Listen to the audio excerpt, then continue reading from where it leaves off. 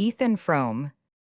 I had the story bit by bit from various people, and, as generally happens in such cases, each time it was a different story.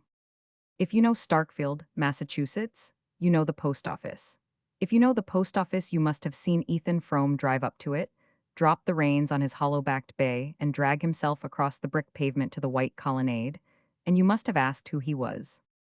It was there that, several years ago, I saw him for the first time, and the sight pulled me up sharp.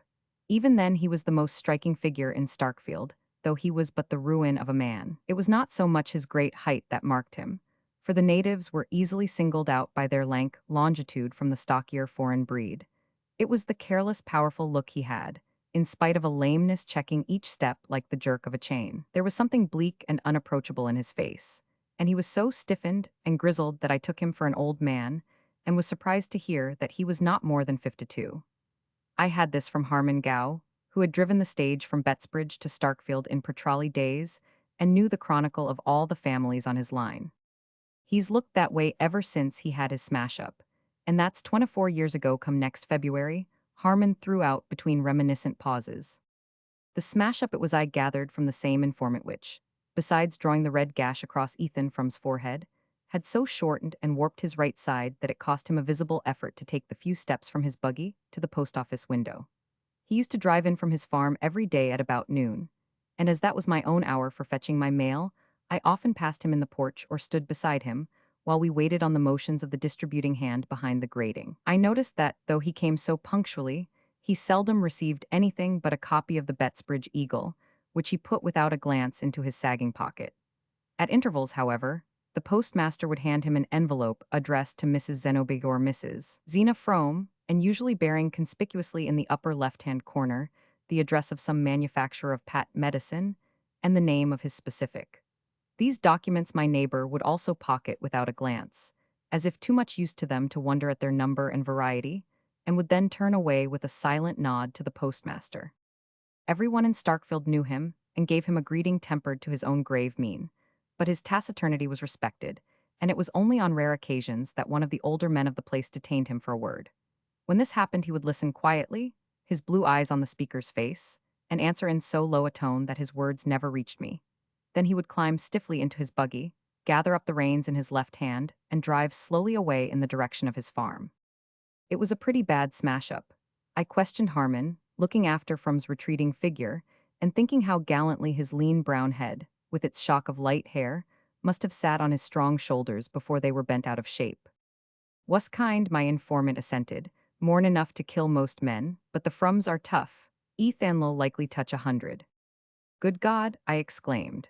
At the moment Ethan Frome, after climbing to his seat, had leaned over to assure himself of the security of a wooden boxelso with a druggist's label on it which he had placed in the back of the buggy, and I saw his face as it probably looked when he thought himself alone. "That man touch 100? He looks as if he was dead and in hell now." Harmon drew a slab of tobacco from his pocket, cut off a wedge and pressed it into the leather pouch of his cheek. "Guess he's been in Starkfield too many winters. Most of the smart ones get away." "Why didn't he?" "Somebody had to stay and care for the folks. There weren't ever anybody but Ethan. Fust his father, then his mother, then his wife. And then the smash-up." Harmon chuckled sardonically. "That's so, he had to stay then." "I see, and since then they've had to care for him." Harmon thoughtfully passed his tobacco to the other cheek. "Oh, as to that, I guess it's always Ethan done the caring." Though Harmon Gow developed the tale as far as his mental and moral reach permitted, there were perceptible gaps between his facts, and I had the sense that the deeper meaning of the story was in the gaps. But one phrase stuck in my memory and served as the nucleus about which I grouped my subsequent inferences. "Guess he's been in Starkfield too many winters." Before my own time, there was up I had learned to know what that meant, yet I had come in the degenerate day of trolley, bicycle, and rural delivery, when communication was easy between the scattered mountain villages, and the bigger towns in the valleys, such as Bettsbridge and Shadd's Falls, had libraries, theaters, and Y1000, 100, halls to which the youth of the hills could descend for recreation. But when winter shut down on Starkfield, and the village lay under a sheet of snow, perpetually renewed from the pale skies, I began to see what life there, or rather its negation, must have been in Ethan Frome's young manhood. I had been sent up by my employers on a job connected with the big powerhouse at Corbury Junction, and a long-drawn carpenter's strike had so delayed the work that I found myself anchored at Starkfield's nearest habitable spot for the best part of the winter. I chafed at first, and then, under the hypnotizing effect of routine, gradually began to find a grim satisfaction in the life. During the early part of my stay, I had been struck by the contrast between the vitality of the climate and the deadness of the community. Day by day, after the December snows were over, a blazing blue sky poured down torrents of light and air on the white landscape, which gave them back in an intenser glitter. One would have supposed that such an atmosphere must quicken the emotions as well as the blood, but it seemed to produce no change except that of retarding still more the sluggish pulse of Starkfield. When I had been there a little longer, and had seen this phase of crystal clearness followed by long stretches of sunless cold, when the storms of February had pitched their white tents about the devoted village, and the wild cavalry of March winds had charged down to their support, I began to understand why Starkfield emerged from its 6-month siege like a starved garrison, capitulating without quarter. 20 years earlier, the means of resistance must have been far fewer, and the enemy in command of almost all the lines of access between the beleaguered villages. And, considering these things, I felt the sinister force of Harmon's phrase, "Most of the smart ones get away." But if that were the case, how could any combination of obstacles have hindered the flight of a man like Ethan Frome? During my stay at Starkfield, I lodged with a middle-aged widow colloquially known as Mrs. Ned Hale. Mrs. Hale's father had been the village lawyer of the previous generation, and Lawyer Varnum's house, where my landlady still lived with her mother, was the most considerable mansion in the village. It stood at one end of the main street, its classic portico and small-paned windows looking down a flagged path between Norway spruces to the slim white steeple of the Congregational Church. It was clear that the Varnum fortunes were at the ebb, but the two women did what they could to preserve a decent dignity. And Mrs. Hale, in particular, had a certain wan refinement not out of keeping with her pale, old-fashioned house. In the best parlor, with its black horsehair and mahogany weakly illuminated by a gurgling carcel lamp, I listened every evening to another, and more delicately shaded version of the Starkfield Chronicle. It was not that Mrs. Ned Hale felt, or affected, any social superiority to the people about her.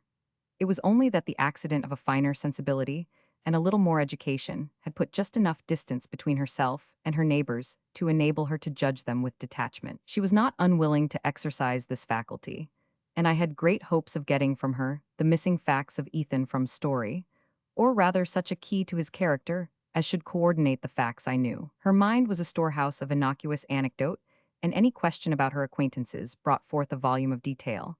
But on the subject of Ethan Frome, I found her unexpectedly reticent. There was no hint of disapproval in her reserve. I merely felt in her an insurmountable reluctance to speak of him or his affairs, a low yes. I knew them both. It was awful seeming to be the utmost concession that her distress could make to my curiosity. So marked was the change in her manner, such depths of sad initiation did it imply, that, with some doubts as to my delicacy, I put the case anew to my village oracle Harmon Gow, but got for my pains only an uncomprehending grunt. Ruth Varnum was always as nervous as a rat, and come to think of it, she was the first one to see Em after they was picked up. It happened right below Lawyer Varnum's, down at the bend of the Corbury Road, just round about the time that Ruth got engaged to Ned Hale. The young folks was all friends, and I guess she just can't bear to talk about it. She's had troubles enough of her own.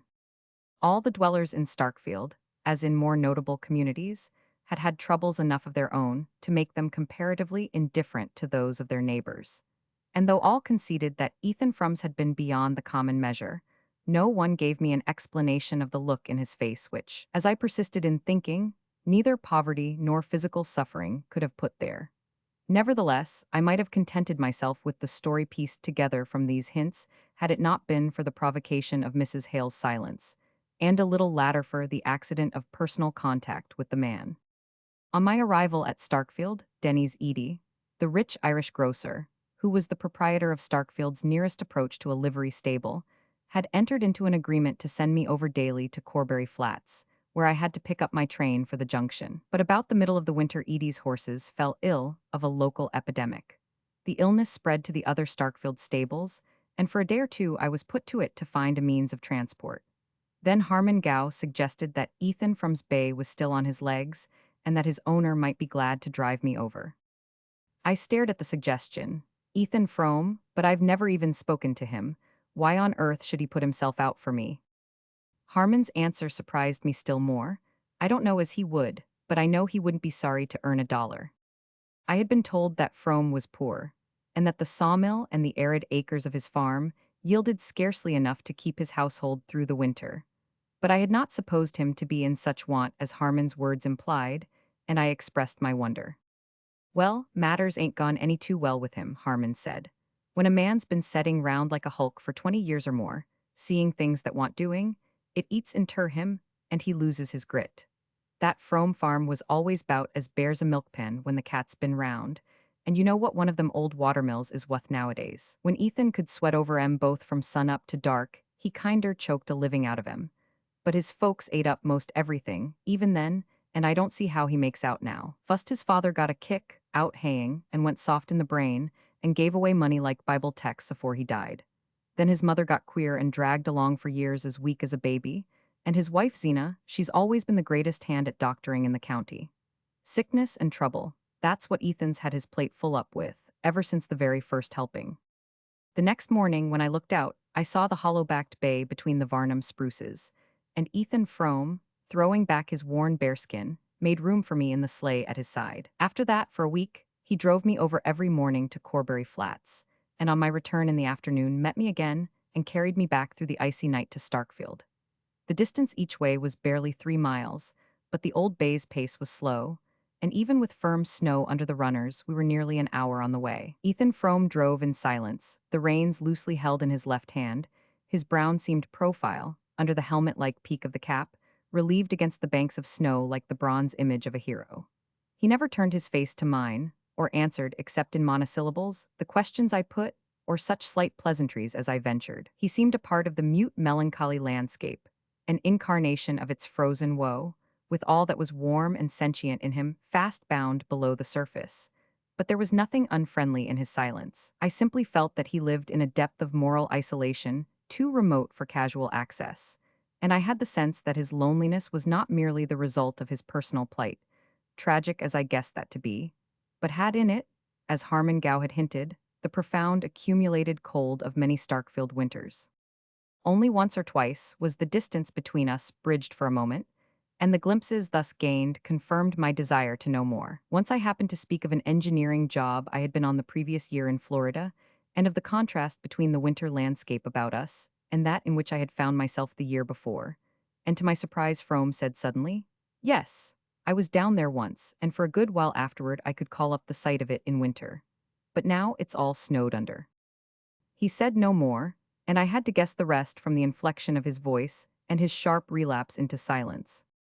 Another day, on getting into my train at the flats, I missed a volume of popular science. I think it was on some recent discoveries in biochemistry which I had carried with me to read on the way. I thought no more about it till I got into the sleigh again that evening and saw the book in Frome's hand. "I found it after you were gone," he said. I put the volume into my pocket, and we dropped back into our usual silence. But as we began to crawl up the long hill from Corbury Flats to the Starkfield Ridge, I became aware in the dusk that he had turned his face to mine. "There are things in that book that I didn't know the first word about," he said. I wondered less at his words than at the queer note of resentment in his voice. He was evidently surprised and slightly aggrieved at his own ignorance. "Does that sort of thing interest you?" I asked. "It used to." There are one or two rather new things in the book. There have been some big strides lately in that particular line of research. I waited a moment for an answer that did not come. Then I said, "If you'd like to look the book through, I'd be glad to leave it with you." He hesitated, and I had the impression that he felt himself about to yield to a stealing tide of inertia. Then, "Thank you'll take it," he answered shortly. I hoped that this incident might set up some more direct communication between us. Frome was so simple and straightforward that I was sure his curiosity about the book was based on a genuine interest in its subject. Such tastes and acquirements in a man of his condition made the contrast more poignant between his outer situation and his inner needs, and I hoped that the chance of giving expression to the latter might at least unseal his lips. But something in his past history, or in his present way of living, had apparently driven him too deeply into himself for any casual impulse to draw him back to his kind. At our next meeting, he made no allusion to the book. and our intercourse seemed fated to remain as negative and one-sided as if there had been no break in his reserve. Frome had been driving me over to the flats for about a week, when one morning, I looked out of my window into a thick snowfall. The height of the white waves massed against the garden fence and along the wall of the church showed that the storm must have been going on all night, and that the drifts were likely to be heavy in the open. I thought it probable that my train would be delayed, but I had to be at the powerhouse for an hour or two that afternoon, and I decided, if Frome turned up, to push through to the flats and wait there till my train came in. I don't know why I put it in the conditional, however, for I never doubted that Frome would appear. He was not the kind of man to be turned from his business by any commotion of the elements, and at the appointed hour, his sleigh glided up through the snow like a stagey apparition behind thickening veils of gauze. I was getting to know him too well to express either wonder or gratitude at his keeping his appointment, but I exclaimed in surprise as I saw him turn his horse in a direction opposite to that of the Corbury Road. The railroad's blocked by a freight train that got stuck in a drift below the flats, he explained as we jogged off into the stinging whiteness. But look here, where are you taking me then? Straight to the junction, by the shortest way, he answered, pointing up Schoolhouse Hill with his whip. To the junction in this storm? Why, it's a good 10 miles. The bay'll do it if you give him time. You said you had some business there this afternoon. I'll see you get there. He said it so quietly that I could only answer, "You're doing me the biggest kind of a favor." "That's all right," he rejoined. Abreast of the schoolhouse, the road forked, and we dipped down a lane to the left, between hemlock boughs bent inward to their trunks by the weight of the snow. I had often walked that way on Sundays, and knew that the solitary roof showing through bare branches near the bottom of the hill was that of from Soroman 1099. It looked exanimate enough, with its idle wheel looming above the black stream dashed with yellow-white spume, and its cluster of sheds sagging under their white load. Frome did not even turn his head as we drove by, and still in silence we began to mount the next slope. About a mile farther, on a road I had never traveled, we came to an orchard of starved apple trees, writhing over a hillside among outcroppings of slate that nuzzled up through the snow like animals pushing out their noses to breathe. Beyond the orchard lay a field or two, their boundaries lost under drifts. And above the fields, huddled against the white immensities of land and sky, one of those lonely New England farmhouses that make the landscape lonelier. "That's my place," said Frome, with a sideway jerk of his lame elbow, and in the distress and oppression of the scene, I did not know what to answer. The snow had ceased, and a flash of watery sunlight exposed the house on the slope above us in all its plaintive ugliness. The black wraith of a deciduous creeper flapped from the porch, and the thin wooden walls, under their worn coat of paint, seemed to shiver in the wind that had risen with the ceasing of the snow. The house was bigger in my father's time. I had to take down the L. A while back, Frome continued, checking with a twitch of the left rein the bay's evident intention of turning in through the broken-down gate. I saw then that the unusually forlorn and stunted look of the house was partly due to the loss of what is known in New England as the L, that long, deep-roofed adjunct usually built at right angles to the main house, and connecting it, by way of storerooms and toolhouse, with the woodshed and cowbarn. Whether because of its symbolic sense, the image it presents of a life linked with the soil, and enclosing in itself the chief sources of warmth and nourishment, or whether merely because of the consolatory thought that it enables the dwellers in that harsh climate to get to their morning's work without facing the weather, it is certain that the L rather than the house itself seems to be the center, the actual hearthstone of the New England farm. Perhaps this connection of ideas, which had often occurred to me in my rambles about Starkfield, caused me to hear a wistful note in Frome's words, and to see in the diminished dwelling the image of his own shrunken body. "We're kinder sidetracked here now," he added, but there was considerable passing before the railroad was carried through to the flats. He roused the lagging bay with another twitch. Then, as if the mere sight of the house had let me too deeply into his confidence for any farther pretense of reserve, he went on slowly. "I've always set down the worst of Mother's trouble to that. When she got the rheumatism so bad she couldn't move around, she used to sit up there and watch the road by the hour. And one year, when they was 6 months mending the Bettsbridge pike after the floods, and Harmon Gow had to bring his stage round this way, she picked up so that she used to get down to the gate most days to see him. But after the trains begun running, nobody ever come by here to speak of, and Mother never could get it through her head what had happened, and it preyed on her right along till she died." As we turned into the Corbury Road, the snow began to fall again, cutting off our last glimpse of the house, and from silence fell with it, letting down between us the old veil of reticence. This time the wind did not cease with the return of the snow. Instead, it sprang up to a gale which now and then, from a tattered sky, flung pale sweeps of sunlight over a landscape chaotically tossed. But the bay was as good as Frome's word, and we pushed on to the junction through the wild white scene. In the afternoon, the storm held off, and the clearness in the west seemed to my inexperienced eye the pledge of a fair evening.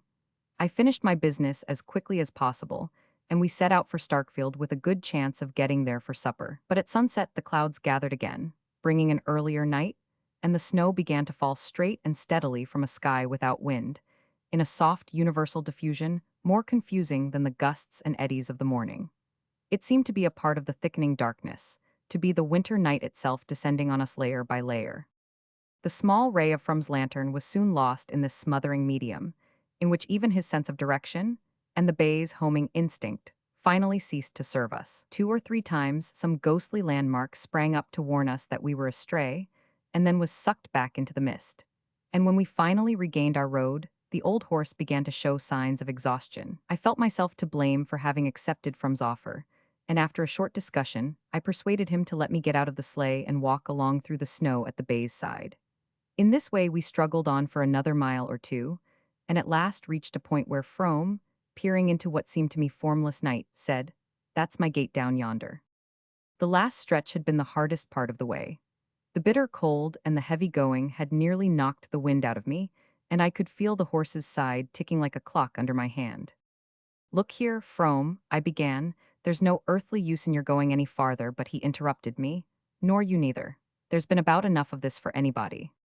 I understood that he was offering me a night's shelter at the farm, and without answering I turned into the gate at his side and followed him to the barn, where I helped him to unharness and bed down the tired horse.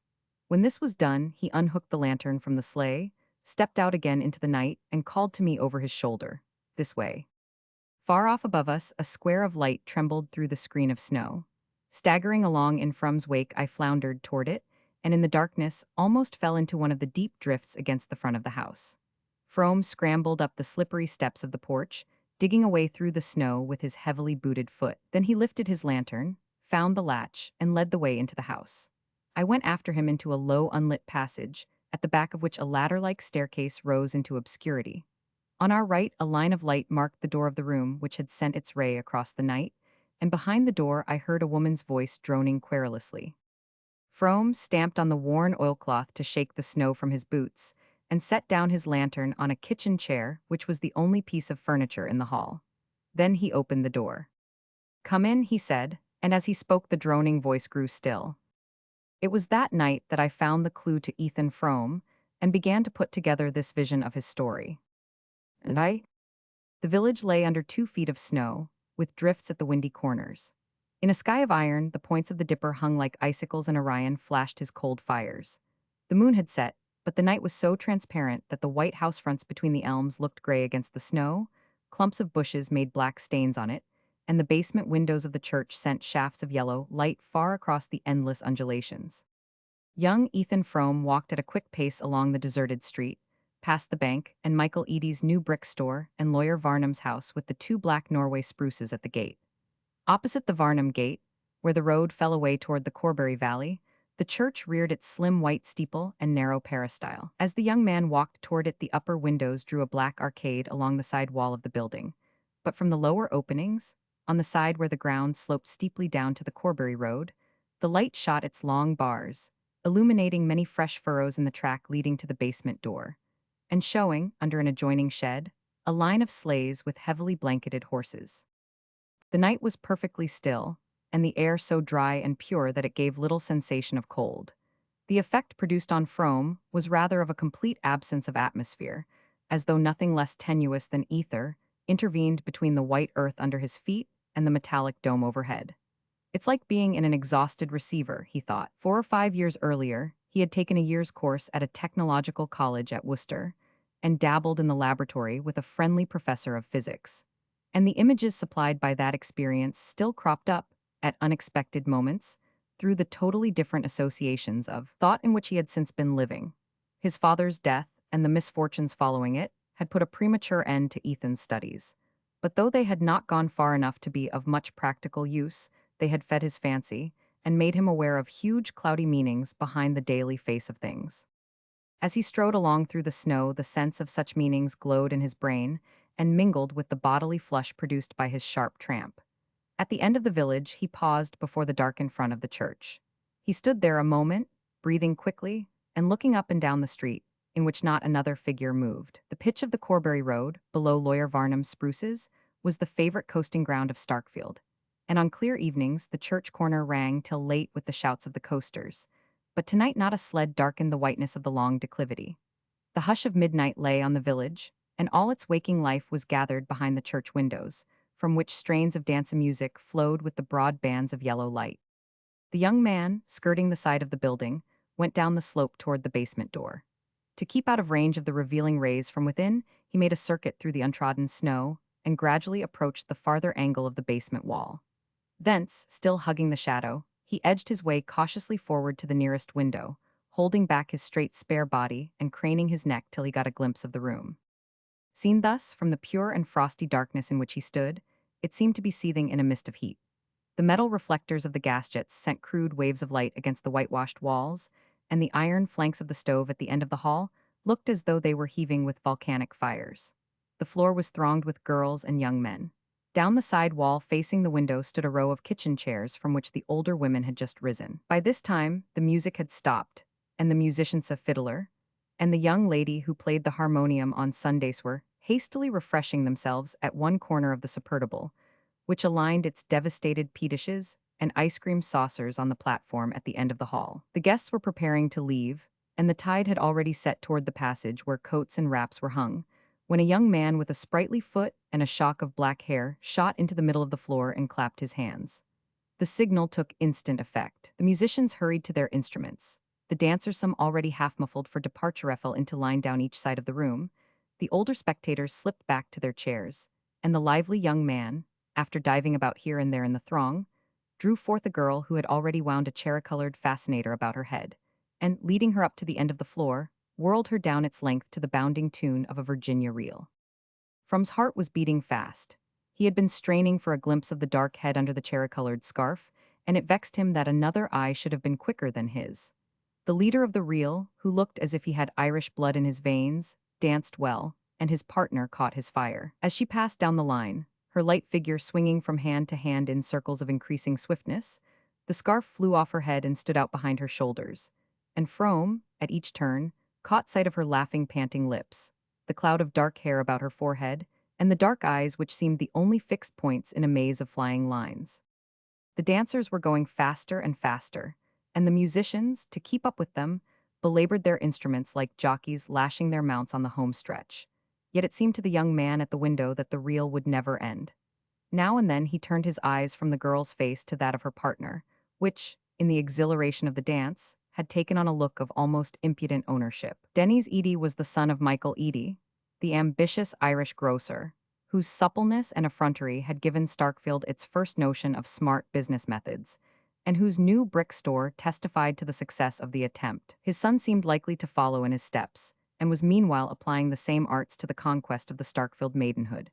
Hitherto, Ethan Frome had been content to think him a mean fellow, but now he positively invited a horsewhipping. It was strange that the girl did not seem aware of it, that she could lift her rapt face to her dancers and drop her hands into his, without appearing to feel the offense of his look and touch. Frome was in the habit of walking into Starkfield to fetch home his wife's cousin, Mattie Silver, on the rare evenings when some chance of amusement drew her to the village. It was his wife who had suggested, when the girl came to live with them, that such opportunities should be put in her way. Mattie Silver came from Stamford, and when she entered the Frome's household to act as her cousin Zeena's aide, it was thought best, as she came without pay, not to let her feel too sharp a contrast between the life she had left and the isolation of a Starkfield farm. But for Thesis, Frome sardonically reflected, it would hardly have occurred to Zeena to take any thought for the girl's amusement. When his wife first proposed that they should give Mattie an occasional evening out, he had inwardly demurred at having to do the extra 2 miles to the village and back after his hard day on the farm. But not long afterward, he had reached the point of wishing that Starkfield might give all its nights to revelry. Mattie Silver had lived under his roof for a year, and from early morning till they met at supper, he had frequent chances of seeing her. But no moments in her company were comparable to those when, her arm in his, and her light step flying to keep time with his long stride, they walked back through the night to the farm. He had taken to the girl from the first day, when he had driven over to the flats to meet her, and she had smiled and waved to him from the train, crying out, "You must be Ethan." As she jumped down with her bundles while he reflected, looking over her slight person. She don't look much on housework, but she ain't a fretter anyhow. But it was not only that the coming to his house of a bit of hopeful young life was like the lighting of a fire on a cold hearth. The girl was more than the bright, serviceable creature he had thought her.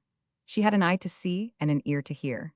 He could show her things and tell her things, and taste the bliss of feeling that all he imparted left long reverberations and echoes he could wake at will.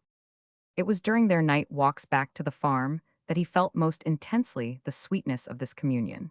He had always been more sensitive than the people about him to the appeal of natural beauty. His unfinished studies had given form to this sensibility, and even in his unhappiest moments field and sky spoke to him with a deep and powerful persuasion. But hitherto the emotion had remained in him as a silent ache, veiling with sadness the beauty that evoked it. He did not even know whether anyone else in the world felt as he did, or whether he was the sole victim of this mournful privilege. Then he learned that one other spirit had trembled with the same touch of wonder. That at his side, living under his roof and eating his bread, was a creature to whom he could say, "That's Orion down yonder.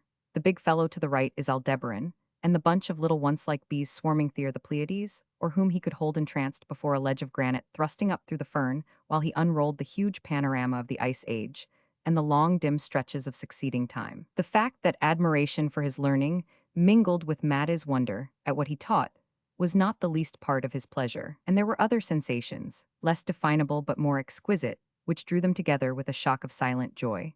The cold red of sunset behind winter hills, the flight of cloud flocks over slopes of golden stubble, or the intensely blue shadows of hemlocks on sunlit snow.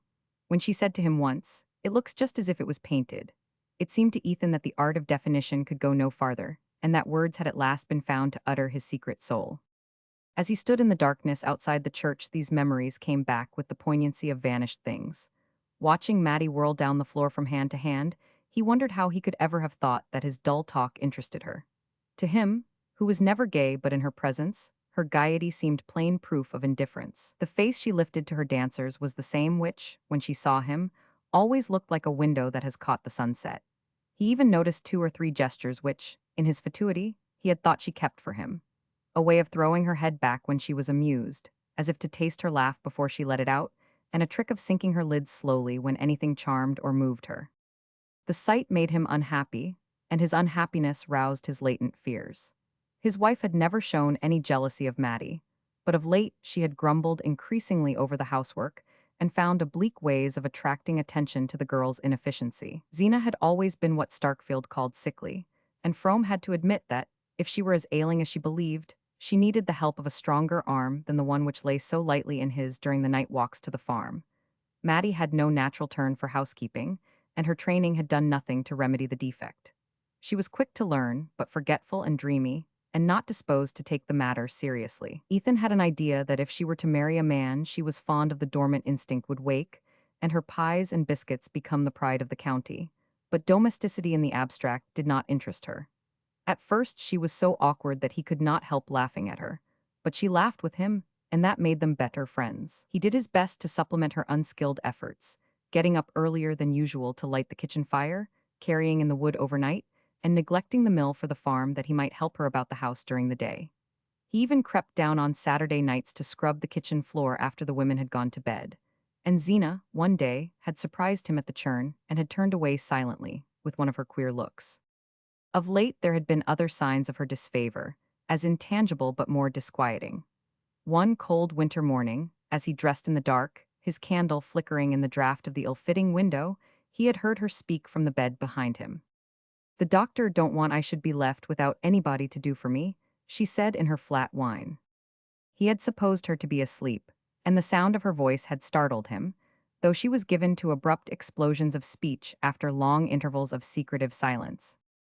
He turned and looked at her, where she lay indistinctly outlined under the dark calico quilt, her hiband face taking a grayish tinge from the whiteness of the pillow. "Nobody to do for you," he repeated. "If you say you can't afford a hired girl when Mattie goes." Frome turned away again, and taking up his razor stooped to catch the reflection of his stretched cheek in the blotched looking-glass above the washstand.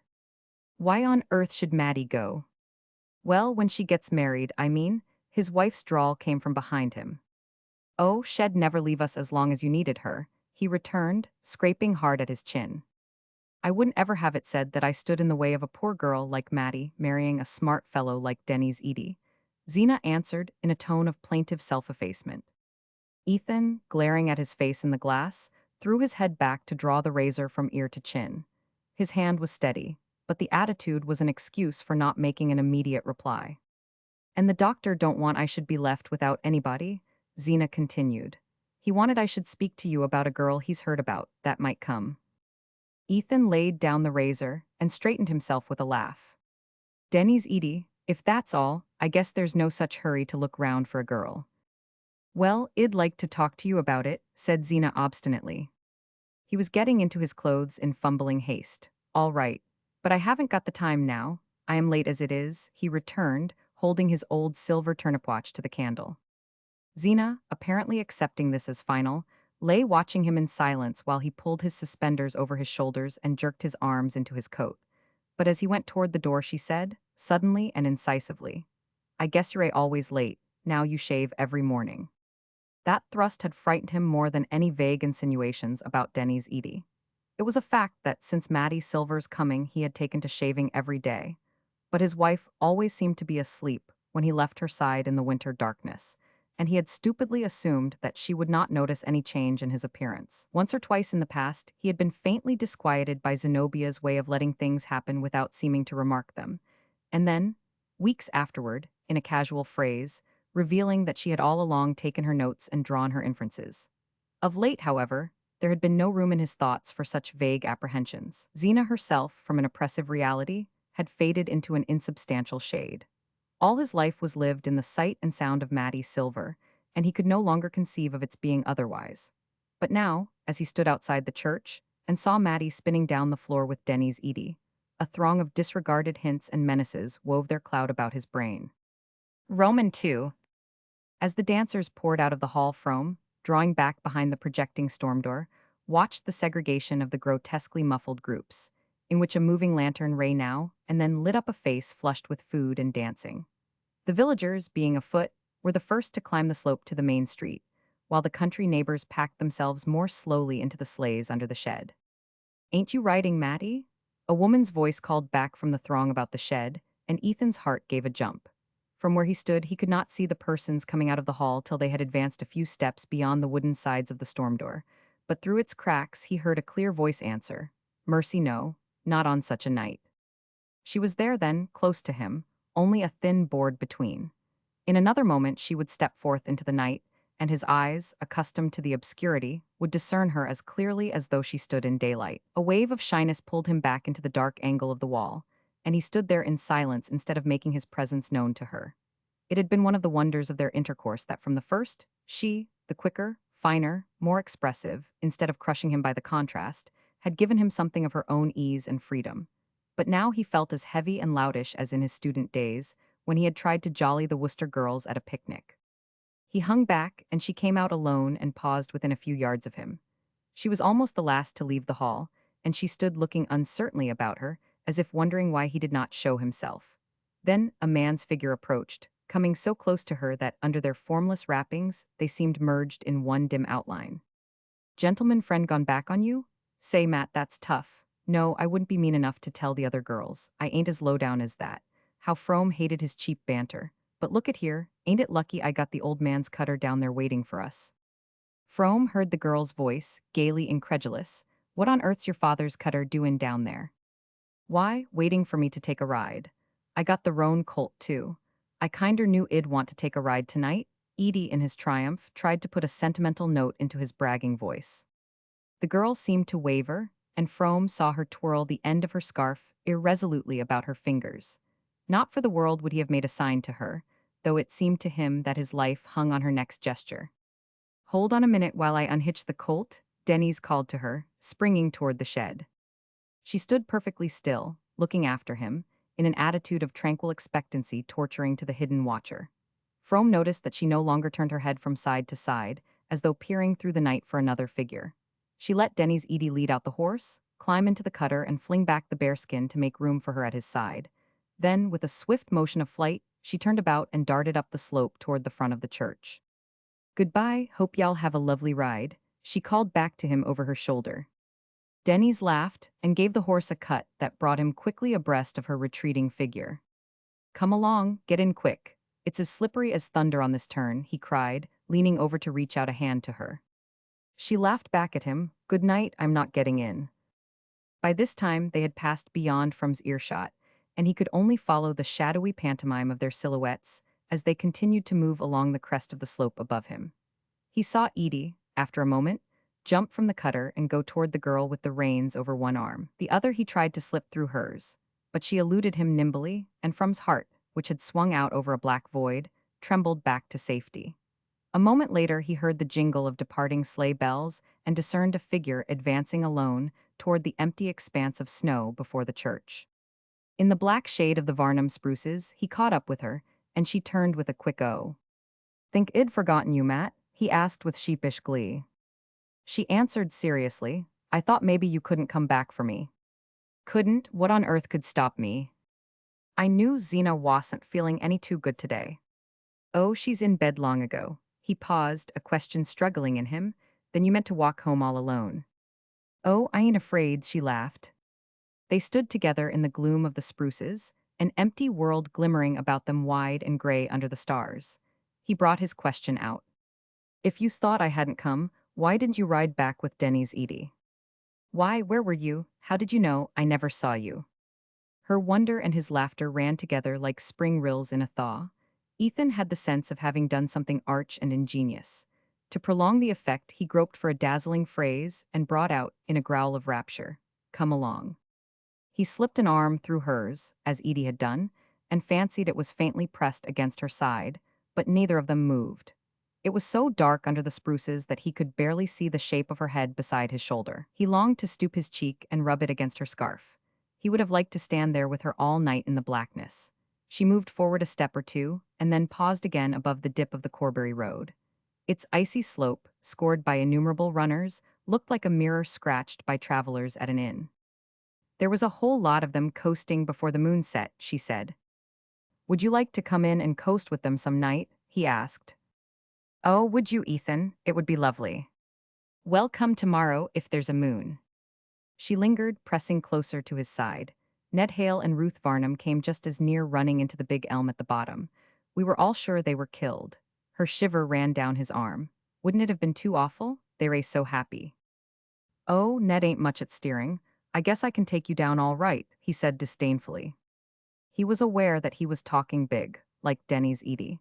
But his reaction of joy had unsteadied him, and the inflection with which she had said of the engaged couple "they race so happy" made the words sound as if she had been thinking of herself and him. "The elm is dangerous, though. It ought to be cut down," she insisted. "Would you be afraid of it with me?" "I told you I ain't the kind to be afraid," she tossed back, almost indifferently, and suddenly she began to walk on with a rapid step. These alterations of mood were the despair and joy of Ethan Frome. The motions of her mind were as incalculable as the flit of a bird in the branches. The fact that he had no right to show his feelings, and thus provoke the expression of hers, made him attach a fantastic importance to every change in her look and tone. Now he thought she understood him, and feared. Now he was sure she did not, and despaired. Tonight the pressure of accumulated misgivings sent the scale drooping toward despair, and her indifference was the more chilling after the flush of joy into which she had plunged him by dismissing Denny's Edie. He mounted Schoolhouse Hill at her side and walked on in silence till they reached the lane leading to the sawmill. Then the need of some definite assurance grew too strong for him. "You'd have found me right off if you hadn't gone back to have that last reel with Denny's," he brought out awkwardly. He could not pronounce the name without a stiffening of the muscles of his throat. "Why, Ethan, how could I tell you were there? I suppose what folks say is true," he jerked out at her instead of answering. She stopped short, and he felt in the darkness that her face was lifted quickly to his. "Why, what do folks say?" "It's natural enough you should be leaving us," he floundered on, following his thought. "Is that what they say?" She mocked back at him, then, with a sudden drop of her sweet treble, "You mean that Zeena ain't suited with me any more?" she faltered. Their arms had slipped apart and they stood motionless, each seeking to distinguish the other's face. I know I ain't anything like as smart as I ought to be, she went on, while he vainly struggled for expression. There's lots of things a hired girl could do that come awkward to me still, and I haven't got much strength in my arms. But if she'd only tell me I'd try. You know, she hardly ever says anything, and sometimes I can see she ain't suited, and yet I don't know why. She turned on him with a sudden flash of indignation. You'd ought to tell me, Ethan Frome, you'd ought to, unless you want me to go too. Unless he wanted her to go too? The cry was balm to his raw wound. The iron heavens seemed to melt and rain down sweetness. Again he struggled for the expressive word, and again, his arm in hers, found only a deep come along. They walked on in silence through the blackness of the hemlock-shaded lane, where Ethan's sawmill gloomed through the night, and out again into the comparative clearness of the fields. On the farther side of the hemlock belt, the open country rolled away before them gray and lonely under the stars. Sometimes their way led them under the shade of an overhanging bank or through the thin obscurity of a clump of leafless trees. Here and there a farmhouse stood far back among the fields, mute and cold as a gravestone. The night was so still that they heard the frozen snow crackle under their feet. The crash of a loaded branch falling far off in the woods reverberated like a musket shot, and once a fox barked, and Mattie shrank closer to Ethan and quickened her steps. At length, they sighted the group of larches at Ethan's gate, and as they drew near it, the sense that the walk was over brought back his words. Then you don't want to leave us, Matt? He had to stoop his head to catch her stifled whisper. Where'd I go if I did? The answer sent a pang through him, but the tone suffused him with joy. He forgot what else he had meant to say, and pressed her against him so closely that he seemed to feel her warmth in his veins. You ain't crying, are you, Matt? No, of course I am not, she quavered. They turned in at the gate and passed under the shaded knoll, where, enclosed in a low fence, the Frome gravestones slanted at crazy angles through the snow. Ethan looked at them curiously.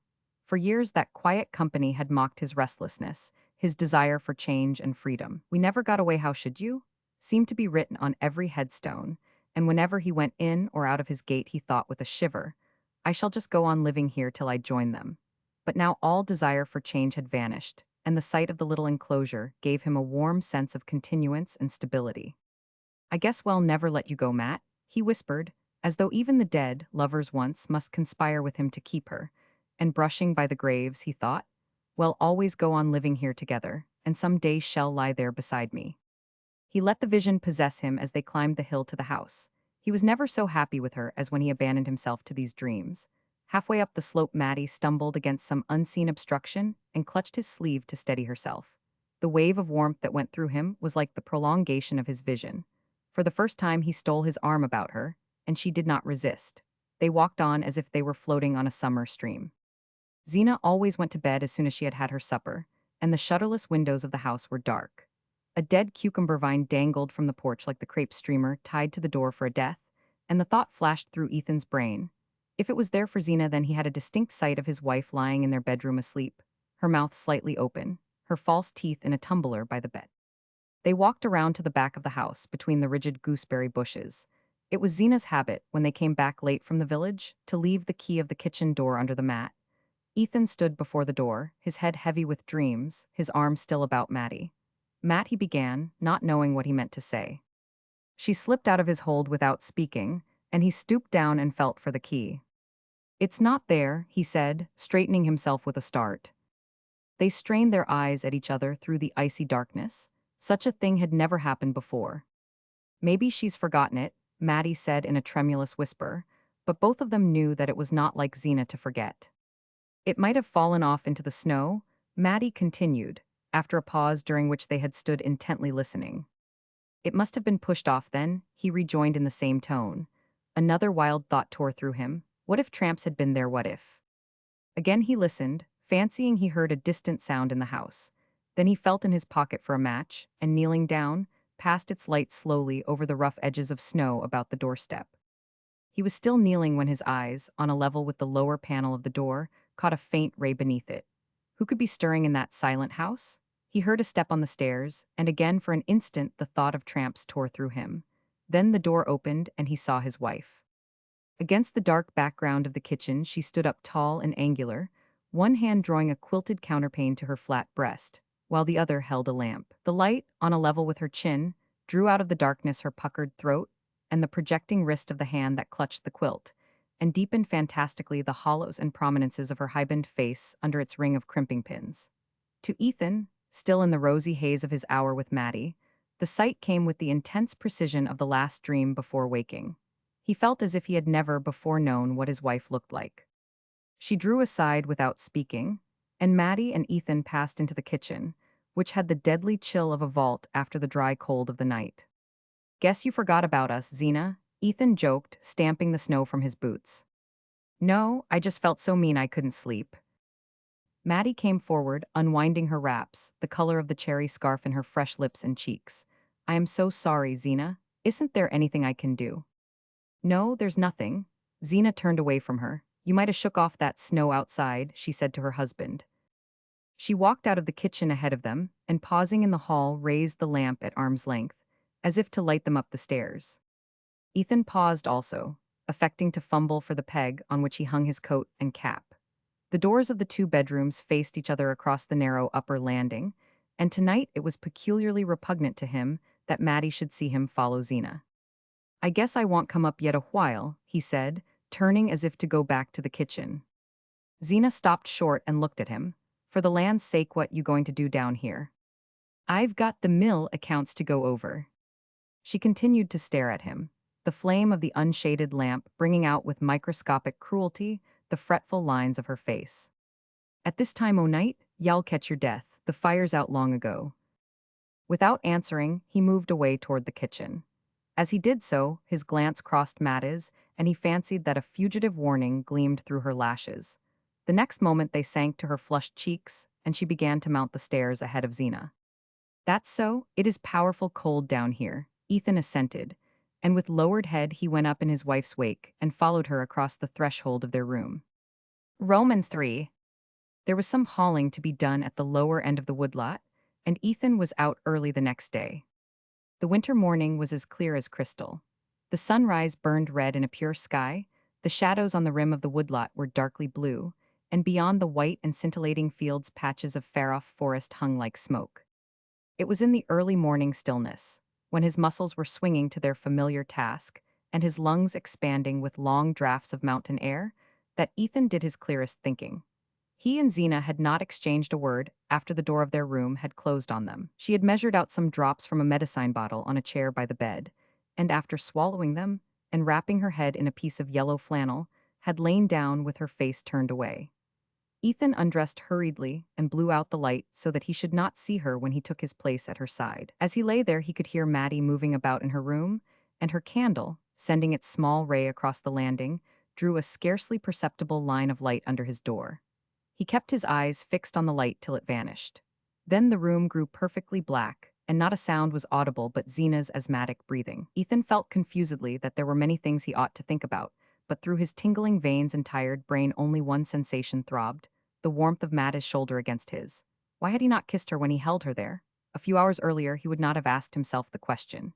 Even a few minutes earlier, when they had stood alone outside the house, he would not have dared to think of kissing her. But since he had seen her lips in the lamplight, he felt that they were his. Now, in the bright morning air, her face was still before him. It was part of the sun's red and of the pure glitter on the snow. How the girl had changed since she had come to Starkfield. He remembered what a colorless slip of a thing she had looked the day he had met her at the station. And all the first winter, how she had shivered with cold when the northerly gales shook the thin clapboards and the snow beat like hail against the loosely-hung windows. He had been afraid that she would hate the hard life, the cold and loneliness, but not a sign of discontent escaped her. Zeena took the view that Mattie was bound to make the best of Starkfield since she hadn't any other place to go to, but this did not strike Ethan as conclusive. Zeena, at any rate, did not apply the principle in her own case. He felt all the more sorry for the girl because misfortune had, in a sense, indentured her to them. Mattie Silver was the daughter of a cousin of Zenobia Frome's, who had inflamed his clan with mingled sentiments of envy and admiration by descending from the hills to Connecticut, where he had married a Stamford girl and succeeded to her father's thriving drug business. Unhappily, Orrin Silver, a man of far-reaching aims, had died too soon to prove that the end justifies the means. His accounts revealed merely what the means had been, and these were such that it was fortunate for his wife and daughter that his books were examined only after his impressive funeral. His wife died of the disclosure, and Mattie, at 20, was left alone to make her way on the $50 obtained from the sale of her piano. For this purpose, her equipment, though varied, was inadequate. She could trim a hat, make molasses candy, recite Curfew Shall Not Ring Tonight, and play the Lost Chord and a potpourri from Carmen.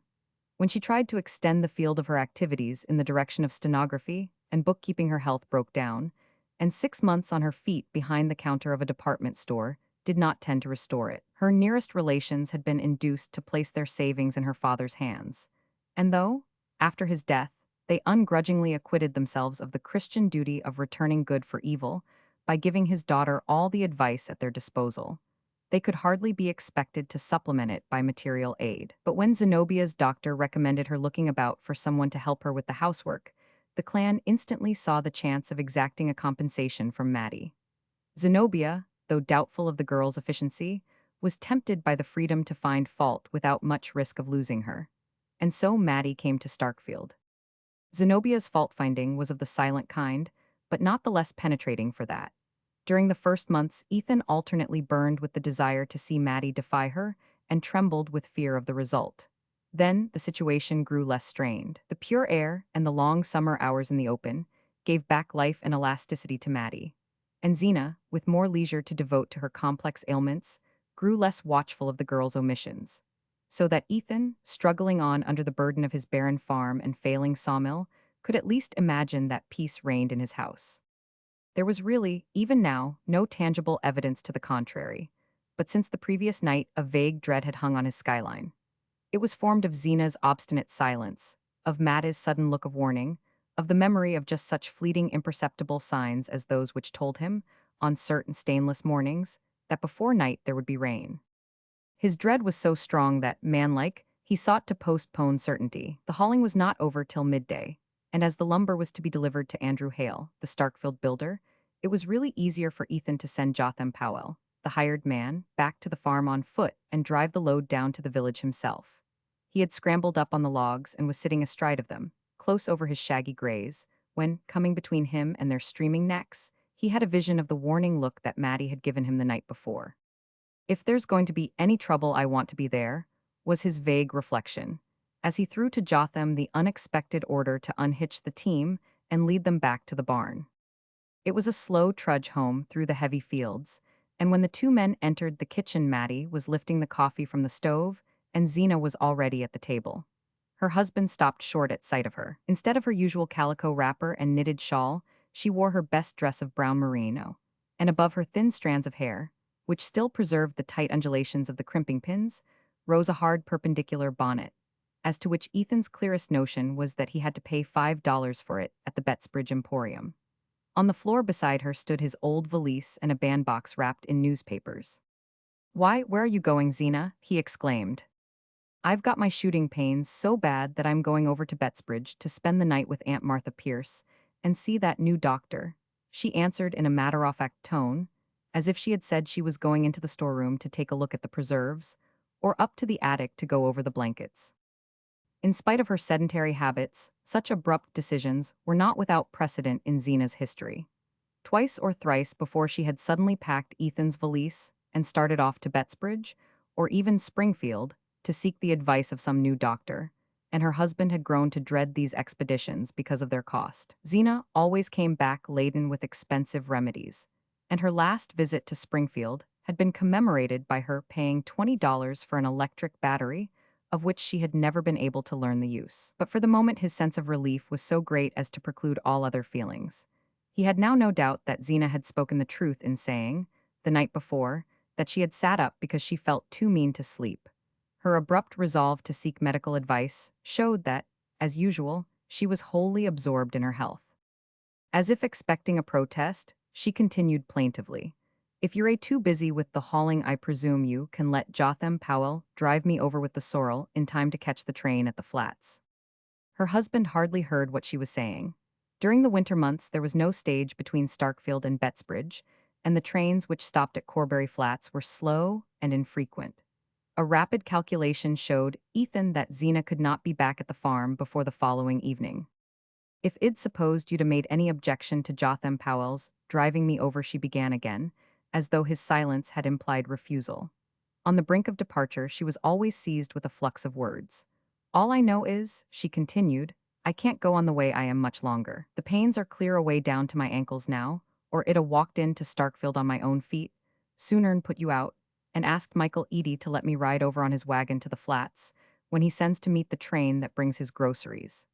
I'd a had 2 hours to wait in the station, but I'd sooner a done it, even with this cold, than to have you say. Of course Jotham'll drive you over? Ethan roused himself to answer.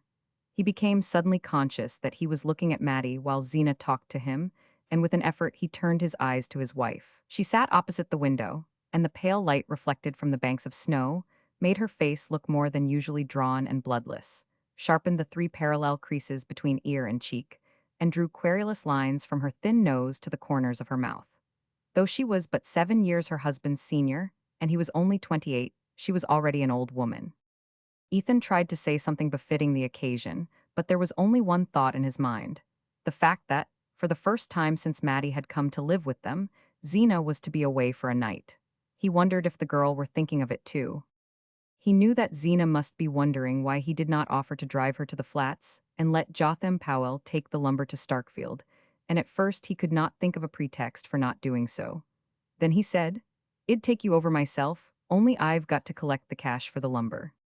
As soon as the words were spoken, he regretted them, not only because they were untrue, there being no prospect of his receiving cash payment from Hale, but also because he knew from experience the imprudence of letting Zeena think he was in funds on the eve of one of her therapeutic excursions. At the moment, however, his one desire was to avoid the long drive with her behind the ancient sorrel, who never went out of a walk. Zeena made no reply. She did not seem to hear what he had said. She had already pushed her plate aside and was measuring out a draught from a large bottle at her elbow. It ain't done me a speck of good, but I guess I might as well use it up, she remarked, adding, as she pushed the empty bottle toward Mattie, if you can get the taste out, it'll do for pickles. Roman 4. As soon as his wife had driven off, Ethan took his coat and cap from the peg. Mattie was washing up the dishes, humming one of the dance tunes of the night before. He said, so long, Matt, and she answered gaily, so long, Ethan, and that was all. It was warm and bright in the kitchen. The sun slanted through the south window on the girl's moving figure, on the cat dozing in a chair, and on the geraniums brought in from the doorway, where Ethan had planted them in the summer to make a garden for Mattie. He would have liked to linger on, watching her tidy up and then settle down to her sewing, but he wanted still more to get the hauling done and be back at the farm before night. All the way down to the village, he continued to think of his return to Mattie. The kitchen was a poor place, not spruce and shining as his mother had kept it in his boyhood, but it was surprising what a home-like look the mere fact of Zeena's absence gave it, and he pictured what it would be like that evening, when he and Mattie were there after supper. For the first time they would be alone together indoors, and they would sit there, one on each side of the stove, like a married couple, he in his stocking feet and smoking his pipe, she laughing and talking in that funny way she had, which was always as new to him as if he had never heard her before. The sweetness of the picture, and the relief of knowing that his fears of trouble with Zeena were unfounded, sent up his spirits with a rush, and he, who was usually so silent, whistled and sang aloud as he drove through the snowy fields. There was in him a slumbering spark of sociability, which the long Starkfield winters had not yet extinguished. By nature grave and inarticulate, he admired recklessness and gaiety in others, and was warmed to the marrow by friendly human intercourse. At Worcester, though he had the name of keeping to himself, and not being much of a hand at a good time, he had secretly gloried in being clapped on the back and hailed as Old Eth or Old Stiff, and the cessation of such familiarities had increased the chill of his return to Starkfield. There the silence had deepened about him year by year. Left alone, after his father's accident, to carry the burden of farm and mill, he had had no time for convivial loiterings in the village, and when his mother fell ill, the loneliness of the house grew more oppressive than that of the fields. His mother had been a talker in her day, but after her trouble the sound of her voice was seldom heard, though she had not lost the power of speech. Sometimes in the long winter evenings, when in desperation her son asked her why she didn't say something, she would lift a finger and answer, because I am listening, and on stormy nights when the loud wind was about the house, she would complain if he spoke to her. They're talking so out there that I can't hear you. It was only when she drew toward her last illness, and his cousin Zenobia Pierce came over from the next valley to help him nurse her, that human speech was heard again in the house. After the mortal silence of his long imprisonment, Zena's volubility was music in his ears. He felt that he might have gone like his mother, if the sound of a new voice had not come to steady him. Zeena seemed to understand his case at a glance. She laughed at him for not knowing the simplest sickbed duties and told him to go right along out and leave her to see to things. The mere fact of obeying her orders, of feeling free to go about his business again and talk with other men, restored his shaken balance and magnified his sense of what he owed her. Her efficiency shamed and dazzled him. She seemed to possess by instinct all the household wisdom that his long apprenticeship had not instilled in him. When the end came, it was she who had to tell him to hitch up and go for the undertaker. And she thought it funny that he had not settled beforehand who was to have his mother's clothes and the sewing machine. After the funeral, when he saw her preparing to go away, he was seized with an unreasoning dread of being left alone on the farm. And before he knew what he was doing, he had asked her to stay there with him. He had often thought since that it would not have happened if his mother had died in spring instead of winter. When they married, it was agreed that, as soon as he could straighten out the difficulties resulting from Mrs. Frome's long illness, they would sell the farm and sawmill and try their luck in a large town. Ethan's love of nature did not take the form of a taste for agriculture. He had always wanted to be an engineer and to live in towns where there were lectures and big libraries and fellows doing things. A slight engineering job in Florida, put in his way during his period of study at Worcester, increased his faith in his ability as well as his eagerness to see the world. And he felt sure that, with a smart wife like Zeena, it would not be long before he had made himself a place in it. Zeena's native village was slightly larger and nearer to the railway than Starkfield, and she had let her husband see from the first that life on an isolated farm was not what she had expected when she married. But purchasers were slow in coming, and while he waited for them, Ethan learned the impossibility of transplanting her. She chose to look down on Starkfield, but she could not have lived in a place which looked down on her. Even Bettsbridge or Shad's Falls would not have been sufficiently aware of her. And in the greater cities which attracted Ethan, she would have suffered a complete loss of identity. And within a year of their marriage, she developed the sickliness which had since made her notable even in a community rich in pathological instances. When she came to take care of his mother, she had seemed to Ethan like the very genius of health. But he soon saw that her skill as a nurse had been acquired by the absorbed observation of her own symptoms. Then she too fell silent. Perhaps it was the inevitable effect of life on the farm, or perhaps, as she sometimes said, it was because Ethan never listened. The charge was not wholly unfounded. When she spoke, it was only to complain, and to complain of things not in his power to remedy. And to check a tendency to impatient retort, he had first formed the habit of not answering her, and finally of thinking of other things while she talked. Of late, however, since he had reasons for observing her more closely, her silence had begun to trouble him. He recalled his mother's growing taciturnity and wondered if Zeena were also turning queer. Women did, he knew. Zeena, who had at her fingers' ends the pathological chart of the whole region, had cited many cases of the kind while she was nursing his mother. And he himself knew of certain lonely farmhouses in the neighborhood where stricken creatures pined, and of others where sudden tragedy had come of their presence. At times, looking at Zeena's shut face, he felt the chill of such forebodings.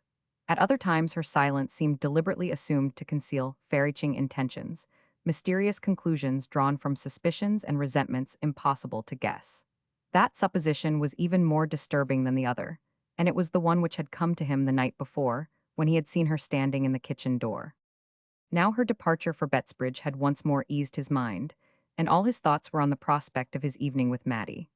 Only one thing weighed on him, and that was his having told Zeena that he was to receive cash for the lumber.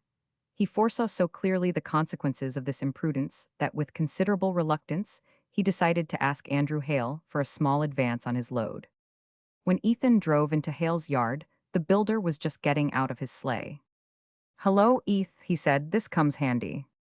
Andrew Hale was a ruddy man with a big gray mustache and a stubbly double chin unconstrained by a collar, but his scrupulously clean shirt was always fastened by a small diamond stud. This display of opulence was misleading, for though he did a fairly good business, it was known that his easygoing habits and the demands of his large family frequently kept him what Starkfield called behind.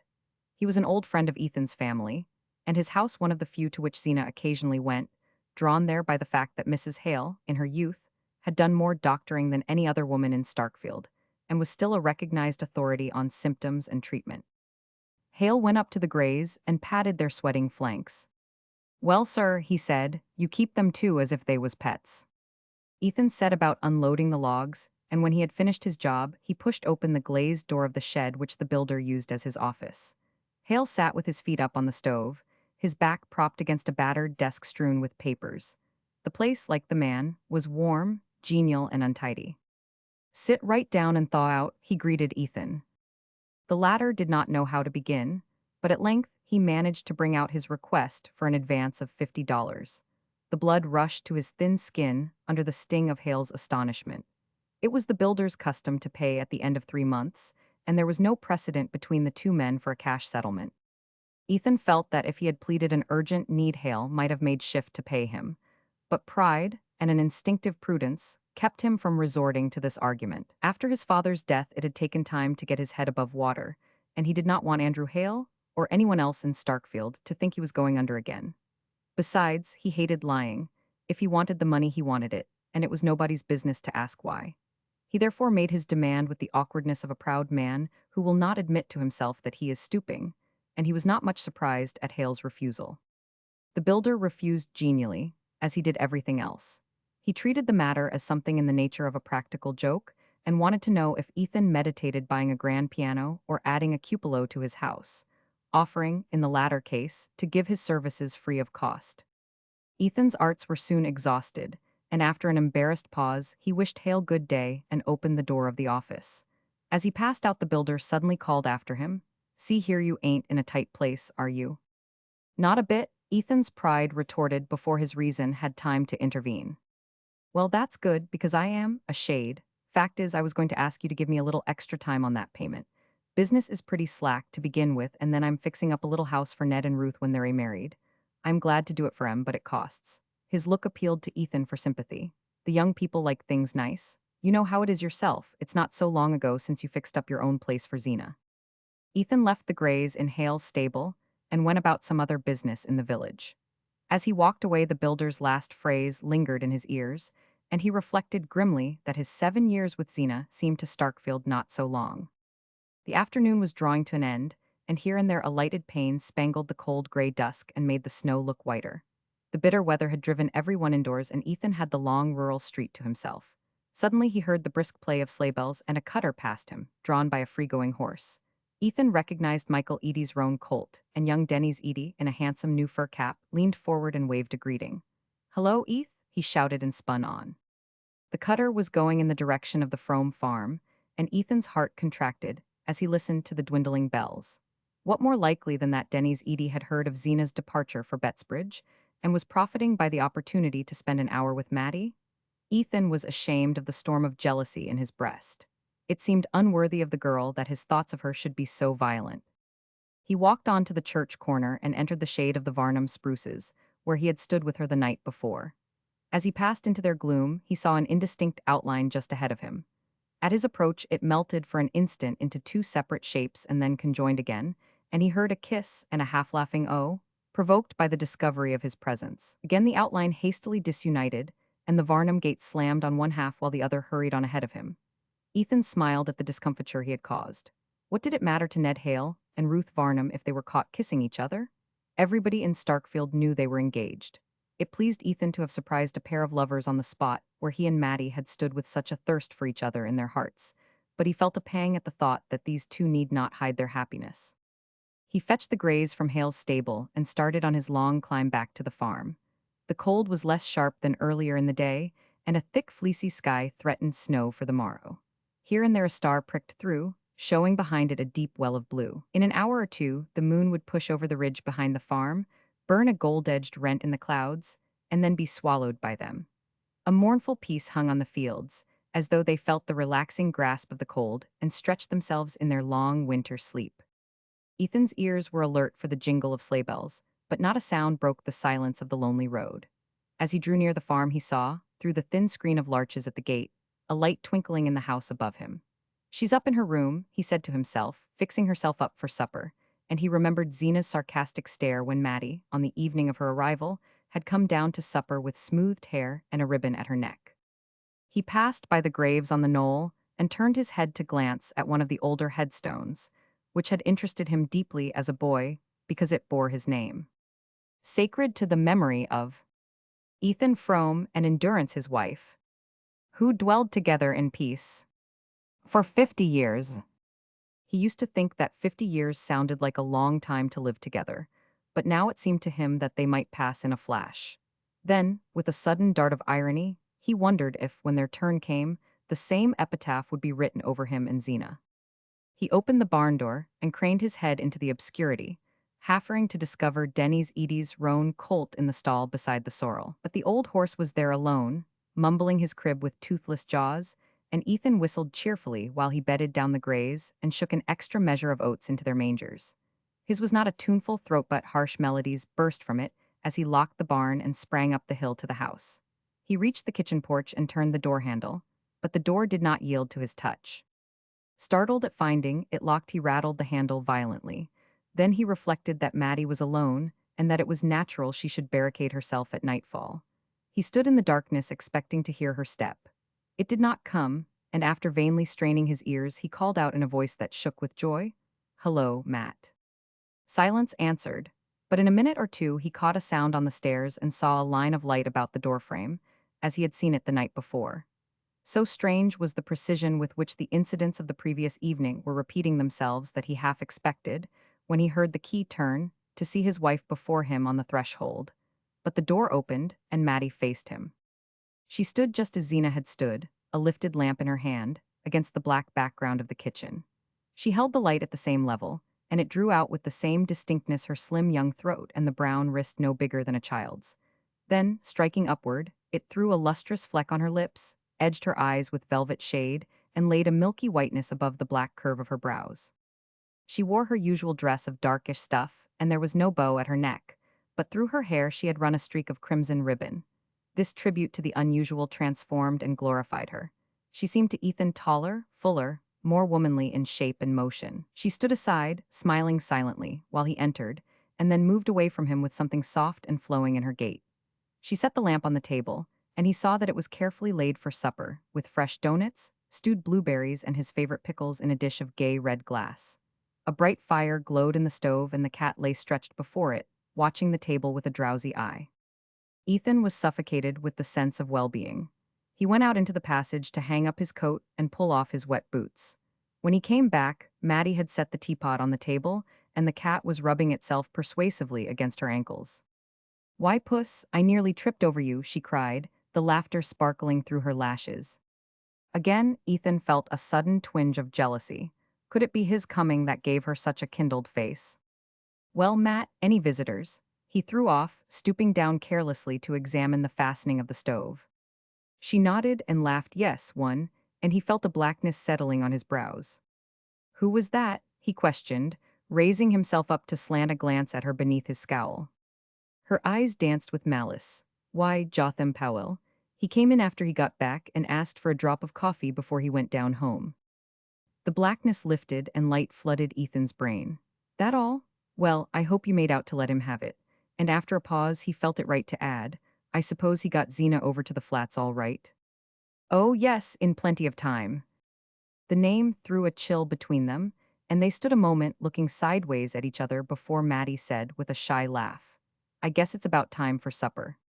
They drew their seats up to the table, and the cat, unbidden, jumped between them into Zeena's empty chair. "Oh, Puss," said Mattie, and they laughed again. Ethan, a moment earlier, had felt himself on the brink of eloquence, but the mention of Zeena had paralyzed him. Mattie seemed to feel the contagion of his embarrassment and sat with downcast lids, sipping her tea, while he feigned an insatiable appetite for doughnuts and sweet pickles. At last, after casting about for an effective opening, he took a long gulp of tea, cleared his throat, and said, "Looks as if there'd be more snow." She feigned great interest. "Is that so? Do you suppose it'll interfere with Zeena's getting back?" She flushed red as the question escaped her, and hastily set down the cup she was lifting. Ethan reached over for another helping of pickles. "You never can tell, this time of year. It drifts so bad on the flats." The name had benumbed him again, and once more he felt as if Zeena were in the room between them. "Oh, Puss, you're too greedy," Mattie cried. The cat, unnoticed, had crept up on muffled paws from Zeena's seat to the table, and was stealthily elongating its body in the direction of the milk jug, which stood between Ethan and Mattie. The two leaned forward at the same moment, and their hands met on the handle of the jug. Mattie's hand was underneath, and Ethan kept his clasped on it a moment longer than was necessary. The cat, profiting by this unusual demonstration, tried to effect an unnoticed retreat, and in doing so backed into the pickle dish, which fell to the floor with a crash. Mattie, in an instant, had sprung from her chair and was down on her knees by the fragments. "Oh, Ethan, it's all to pieces. What will Zeena say?" But this time his courage was up. "Well, she'll have to say it to the cat anyway," he rejoined with a laugh, kneeling down at Mattie's side to scrape up the swimming pickles. She lifted stricken eyes to him. "Yes, but, you see, she never meant it should be used, not even when there was company.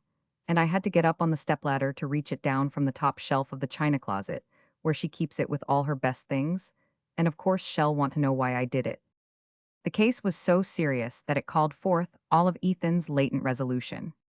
"She needn't know anything about it if you keep quiet. I'll get another just like it tomorrow. Where did it come from? I'll go to Shad's Falls for it if I have to." "Oh, y'all never get another even there. It was a wedding present, don't you remember?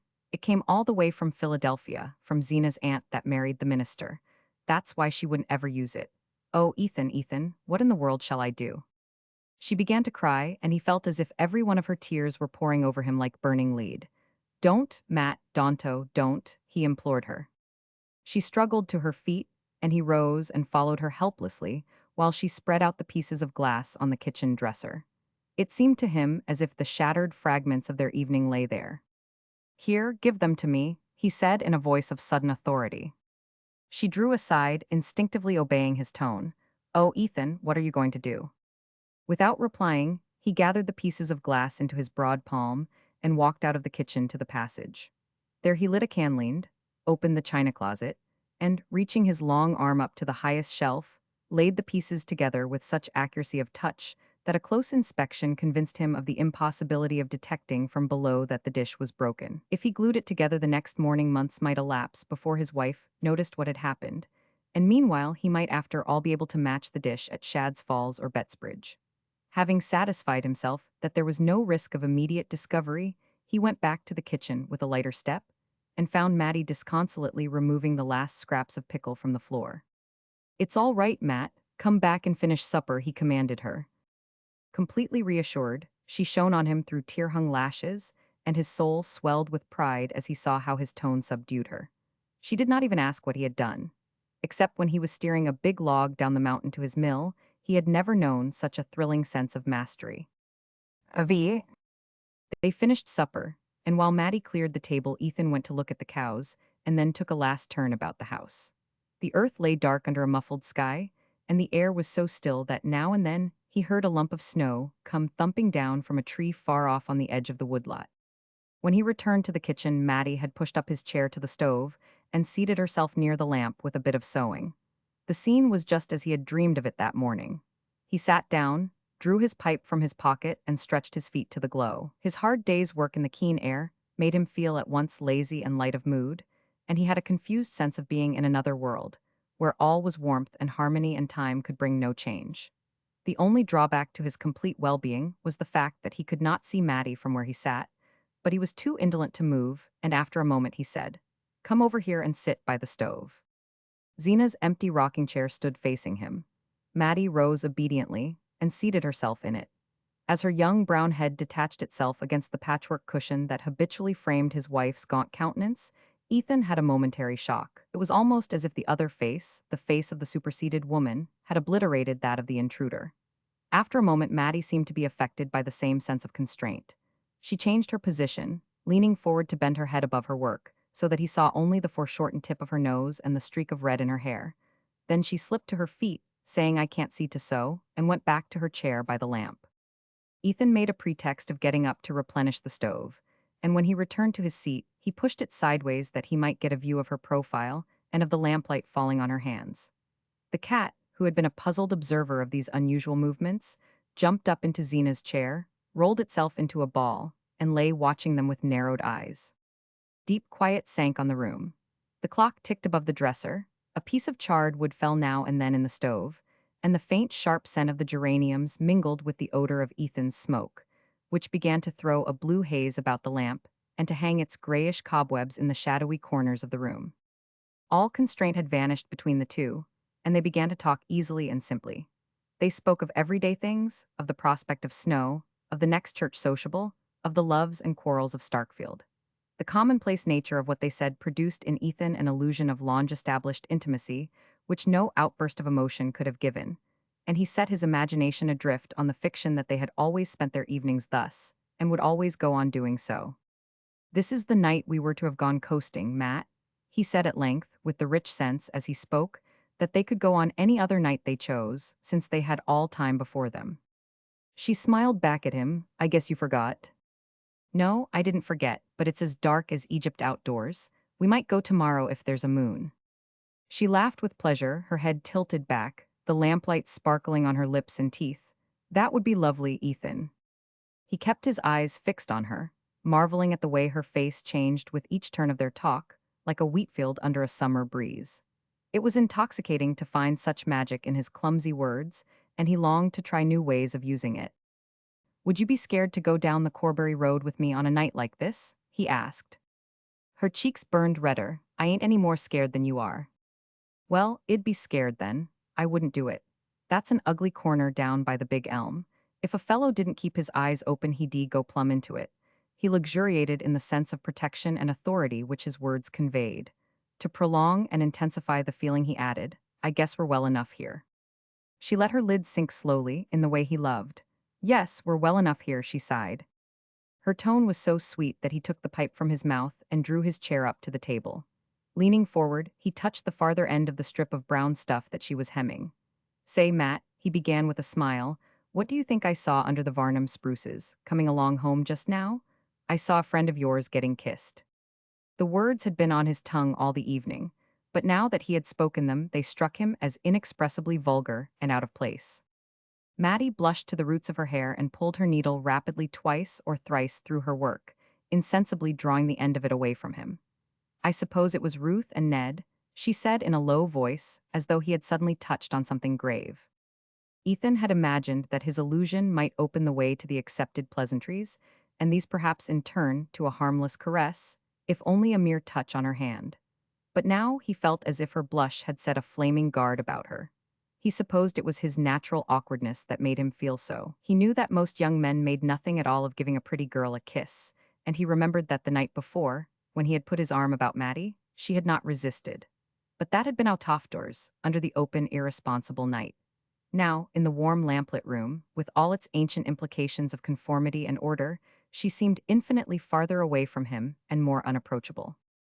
To ease his constraint, he said, "I suppose they'll be setting a date before long." "Yes, I shouldn't wonder if they got married sometime along in the summer." She pronounced the word married as if her voice caressed it. It seemed a rustling covert leading to enchanted glades. A pang shot through Ethan, and he said, twisting away from her in his chair, "It'll be your turn next, I wouldn't wonder." She laughed a little uncertainly. "Why do you keep on saying that?" He echoed her laugh. "I guess I do it to get used to the idea." He drew up to the table again, and she sewed on in silence, with dropped lashes, while he sat in fascinated contemplation of the way in which her hands went up and down above the strip of stuff, just as he had seen a pair of birds make short perpendicular flights over a nest they were building. At length, without turning her head or lifting her lids, she said in a low tone, "It's not because you think Zeena's got anything against me, is it?" His former dread started up full-armed at the suggestion. "Why, what do you mean?" he stammered. She raised distressed eyes to his, her work dropping on the table between them. "I don't know. I thought last night she seemed to have." "I'd like to know what," he growled. Nobody can tell with Zeena. It was the first time they had ever spoken so openly of her attitude toward Mattie, and the repetition of the name seemed to carry it to the farther corners of the room and send it back to them in long repercussions of sound. Mattie waited, as if to give the echo time to drop, and then went on. "She hasn't said anything to you?" He shook his head. "No, not a word." She tossed the hair back from her forehead with a laugh. "I guess I'm just nervous, then. I'm not going to think about it anymore." "Oh, nah, don't let's think about it, Matt." The sudden heat of his tone made her color mount again, not with a rush, but gradually, delicately, like the reflection of a thought stealing slowly across her heart. She sat silent, her hands clasped on her work, and it seemed to him that a warm current flowed toward him along the strip of stuff that still lay unrolled between them. Cautiously, he slid his hand palm inward along the table till his fingertips touched the end of the stuff. A faint vibration of her lashes seemed to show that she was aware of his gesture, and that it had sent a countercurrent back to her, and she let her hands lie motionless on the other end of the strip. As they sat thus, he heard a sound behind him and turned his head. The cat had jumped from Zeena's chair to dart at a mouse in the wainscot, and as a result of the sudden movement, the empty chair had set up a spectral rocking. "She'll be rocking in it herself this time tomorrow," Ethan thought. "I've been in a dream, and this is the only evening we'll ever have together." The return to reality was as painful as the return to consciousness after taking an anesthetic. His body and brain ached with indescribable weariness, and he could think of nothing to say or to do that should arrest the mad flight of the moments. His alteration of mood seemed to have communicated itself to Mattie. She looked up at him languidly, as though her lids were weighted with sleep, and it cost her an effort to raise them. Her glance fell on his hand, which now completely covered the end of her work, and grasped it as if it were a part of herself. He saw a scarcely perceptible tremor cross her face, and without knowing what he did, he stooped his head and kissed the bit of stuff in his hold. As his lips rested on it, he felt it glide slowly from beneath them, and saw that Mattie had risen and was silently rolling up her work.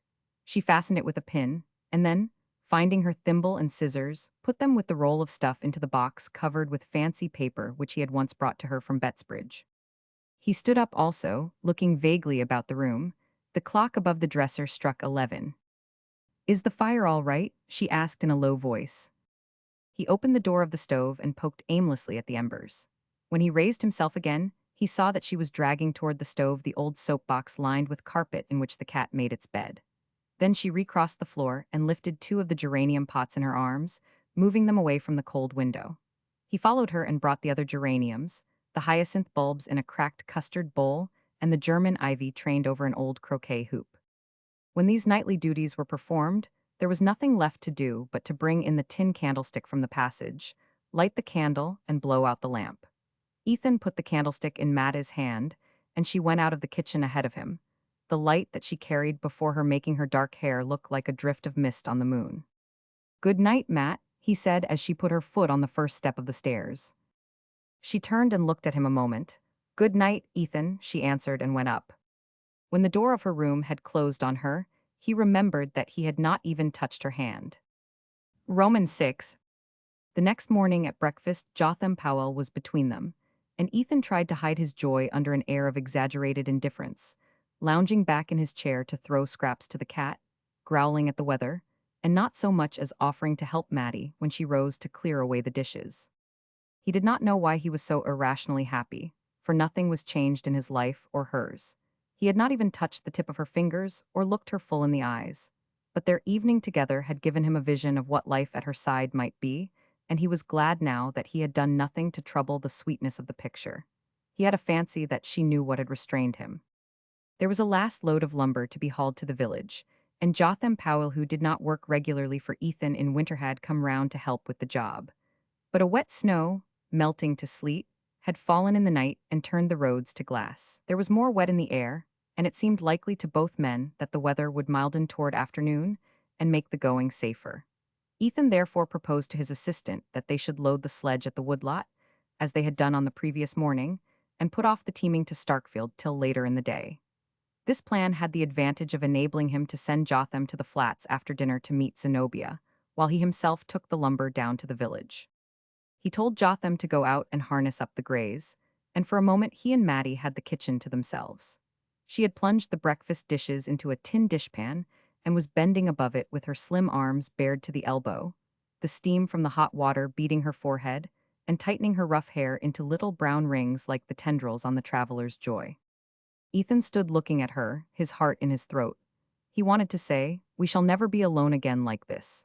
Instead, he reached down his tobacco pouch from a shelf of the dresser, put it into his pocket, and said, "I guess I can make out to be home for dinner." She answered, "All right, Ethan," and he heard her singing over the dishes as he went. As soon as the sledge was loaded, he meant to send Jotham back to the farm and hurry on foot into the village to buy the glue for the pickle dish. With ordinary luck, he should have had time to carry out this plan, but everything went wrong from the start. On the way over to the woodlot, one of the greys slipped on a glare of ice and cut his knee, and when they got him up again, Jotham had to go back to the barn for a strip of rag to bind the cut. Then, when the loading finally began, a sleety rain was coming down once more, and the tree trunks were so slippery that it took twice as long as usual to lift them and get them in place on the sledge. It was what Jotham called a sour morning for work, and the horses, shivering and stamping under their wet blankets, seemed to like it as little as the men. It was long past the dinner hour when the job was done, and Ethan had to give up going to the village because he wanted to lead the injured horse home and wash the cut himself. He thought that by starting out again with the lumber as soon as he had finished his dinner, he might get back to the farm with the glue before Jotham and the old sorrel had had time to fetch Zenobia from the flats. But he knew the chance was a slight one. It turned on the state of the roads and on the possible lateness of the Bettsbridge train. He remembered afterward, with a grim flash of self-derision, what importance he had attached to the weighing of these probabilities. As soon as dinner was over, he set out again for the woodlot, not daring to linger till Jotham Powell left. The hired man was still drying his wet feet at the stove, and Ethan could only give Mattie a quick look as he said beneath his breath, "I'll be back early." He fancied that she nodded her comprehension, and with that scant solace he had to trudge off through the rain. He had driven his load halfway to the village when Jotham Powell overtook him, urging the reluctant sorrel toward the flats. "I'll have to hurry up to do it," Ethan mused, as the sleigh dropped down ahead of him over the dip of the schoolhouse hill. He worked like 10 at the unloading, and when it was over hastened on to Michael Eady's for the glue. Eady and his assistant were both down street, and young Denny's, who seldom deigned to take their place, was lounging by the stove with a knot of the golden youth of Starkfield. They hailed Ethan with ironic compliment and offers of conviviality, but no one knew where to find the glue. Ethan, consumed with the longing for a last moment alone with Mattie, hung about impatiently while Denny's made an ineffectual search in the obscurer corners of the store. "Looks as if we were all sold out. But if y'all wait around till the old man comes along, maybe he can put his hand on it." "I am obliged to you, but I'll try if I can get it down at Mrs. Hammond's," Ethan answered, burning to be gone. Dennis' commercial instinct compelled him to aver on oath that what Edie's store could not produce would never be found at the widow Hammond's. But Ethan, heedless of this boast, had already climbed to the sledge and was driving on to the rival establishment. Here, after considerable search and sympathetic questions as to what he wanted it for, and whether ordinary flour paste wouldn't do as well if she couldn't find it, the widow Hammond finally hunted down her solitary bottle of glue to its hitting place in a medley of cough lozenges and corset laces. "I hope Zeena ain't broken anything she sets store by," she called after him as he turned the grays toward home. The fitful bursts of sleet had changed into a steady rain, and the horses had heavy work even without a load behind them. Once or twice, hearing sleigh bells, Ethan turned his head, fancying that Zeena and Jotham might overtake him. But the old sorrel was not in sight, and he set his face against the rain and urged on his ponderous pair. The barn was empty when the horses turned into it, and, after giving them the most perfunctory ministrations they had ever received from him, he strode up to the house and pushed open the kitchen door. Mattie was there alone, as he had pictured her. She was bending over a pan on the stove, but at the sound of his step she turned with a start and sprang to him. "See here, Matt, I've got some stuff to mend the dish with. Let me get at it quick," he cried, waving the bottle in one hand while he put her lightly aside, but she did not seem to hear him. "Oh, Ethan, Zeena's come," she said in a whisper, clutching his sleeve. They stood and stared at each other, pale as culprits. "But the sorrel's not in the barn," Ethan stammered. "Jotham Powell brought some goods over from the flats for his wife, and he drove right on home with them," she explained. He gazed blankly about the kitchen, which looked cold and squalid in the rainy winter twilight. "How is she?" he asked, dropping his voice to Matta's whisper.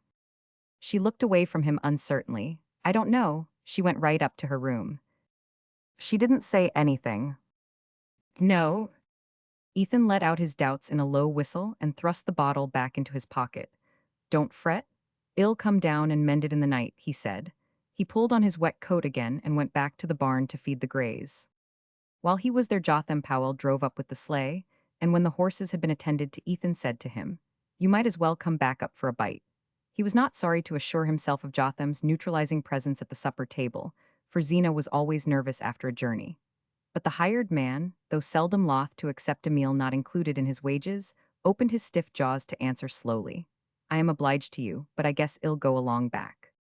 Ethan looked at him in surprise. "Better come up and dry off. Looks as if there'd be something hot for supper."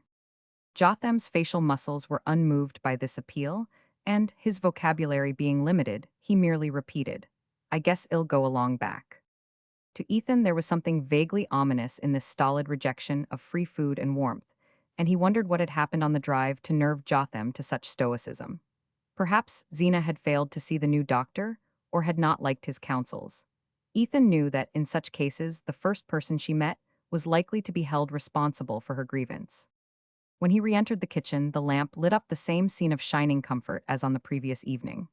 The table had been as carefully laid, a clear fire glowed in the stove, the cat dozed in its warmth, and Mattie came forward carrying a plate of donuts. She and Ethan looked at each other in silence. Then she said, as she had said the night before, "I guess it's about time for supper." Romans 7. Ethan went out into the passage to hang up his wet garments. He listened for Zeena's step, and not hearing it, called her name up the stairs. She did not answer, and after a moment's hesitation he went up and opened her door. The room was almost dark, but in the obscurity he saw her sitting by the window, bolt upright, and knew by the rigidity of the outline projected against the pane that she had not taken off her traveling dress. "Well, Zeena," he ventured from the threshold. She did not move, and he continued, "Supper's about ready, ain't you coming?" She replied, "I don't feel as if I could touch a morsel." It was the consecrated formula, and he expected it to be followed, as usual, by her rising and going down to supper. But she remained seated, and he could think of nothing more felicitous than, "I presume you're tired after the long ride." Turning her head at this, she answered solemnly, "I'm a great deal sicker than you think." Her words fell on his ear with a strange shock of wonder. He had often heard her pronounce them before. What if at last they were true? He advanced a step or two into the dim room. "I hope that's not so, Zeena," he said. She continued to gaze at him through the twilight with a mien of wan authority, as of one consciously singled out for a great fate. "I've got complications," she said. Ethan knew the word for one of exceptional import. Almost everybody in the neighborhood had troubles, frankly localized and specified, but only the chosen had complications. To have them was in itself a distinction, though it was also, in most cases, a death warrant. People struggled on for years with troubles, but they almost always succumbed to complications. Ethan's heart was jerking to and fro between two extremities of feeling, but for the moment compassion prevailed. His wife looked so hard and lonely, sitting there in the darkness with such thoughts. "Is that what the new doctor told you?" he asked, instinctively lowering his voice. "Yes, he says any regular doctor would want me to have an operation." Ethan was aware that, in regard to the important question of surgical intervention, the female opinion of the neighborhood was divided, some glorying in the prestige conferred by operations, while others shunned them as indelicate. Ethan, from motives of economy, had always been glad that Zeena was of the latter faction. In the agitation caused by the gravity of her announcement, he sought a consolatory shortcut. "What do you know about this doctor anyway? Nobody ever told you that before." He saw his blunder before she could take it up. She wanted sympathy, not consolation. "I didn't need to have anybody tell me I was losing ground every day. Everybody but you could see it. And everybody in Bettsbridge knows about Dr. Buck. He has his office in Worcester, and comes over once a fortnight to Shad's Falls and Bettsbridge for consultations. Eliza Spears was wasting away with kidney trouble before she went to him, and now she's up and around, and singing in the choir." "Well, I am glad of that. You must do just what he tells you," Ethan answered sympathetically. She was still looking at him. "I mean to," she said. He was struck by a new note in her voice. It was neither whining nor reproachful, but dryly resolute. "What does he want you should do?" he asked, with a mounting vision of fresh expenses. "He wants I should have a hired girl. He says I ought to have to do a single thing around the house." "A hired girl?" Ethan stood transfixed. "Yes, and Aunt Martha found me one right off. Everybody said I was lucky to get a girl to come away out here, and I agreed to give her $1 extra to make sure. She'll be over tomorrow afternoon." Wrath and dismay contended in Ethan. He had foreseen an immediate demand for money, but not a permanent drain on his scant resources. He no longer believed what Zeena had told him of the supposed seriousness of her state. He saw in her expedition to Bettsbridge only a plot hatched between herself and her Pierce relations to foist on him the cost of a servant, and for the moment wrath predominated. "If you meant to engage a girl, you ought to have told me before you started," he said. "How could I tell you before I started? How did I know what Dr. Buck would say?" Oh, Dr. Buck, Ethan's incredulity escaped in a short laugh. Did Dr. Buck tell you how I was to pay her wages?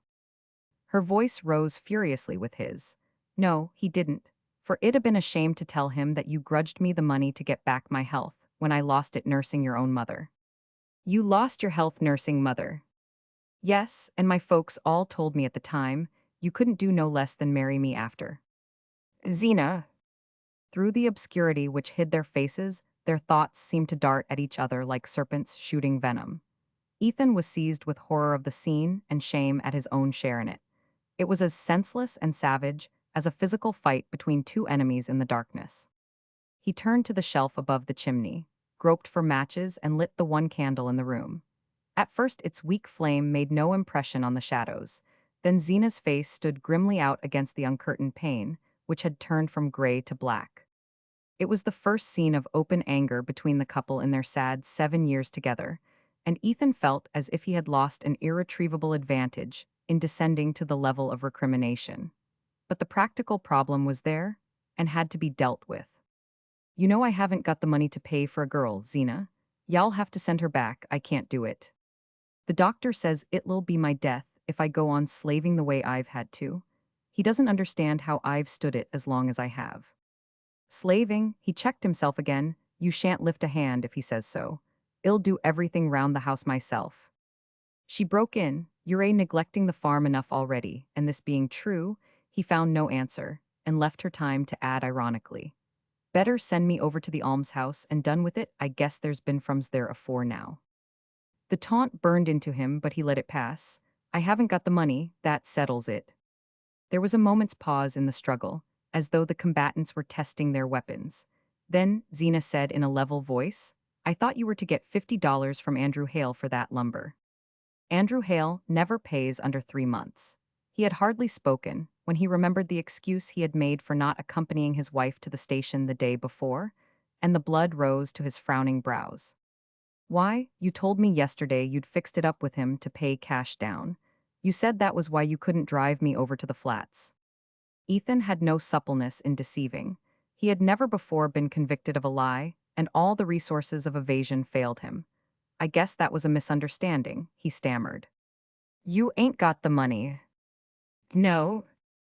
And you ain't going to get it. No. Well, I couldn't know that when I engaged the girl, could I? No, he paused to control his voice. But you know it now. I am sorry, but it can't be helped. You're a poor man's wife, Zeena, but I'll do the best I can for you. For a while she sat motionless, as if reflecting, her arms stretched along the arms of her chair, her eyes fixed on vacancy. Oh, I guess we'll make out, she said mildly. The change in her tone reassured him.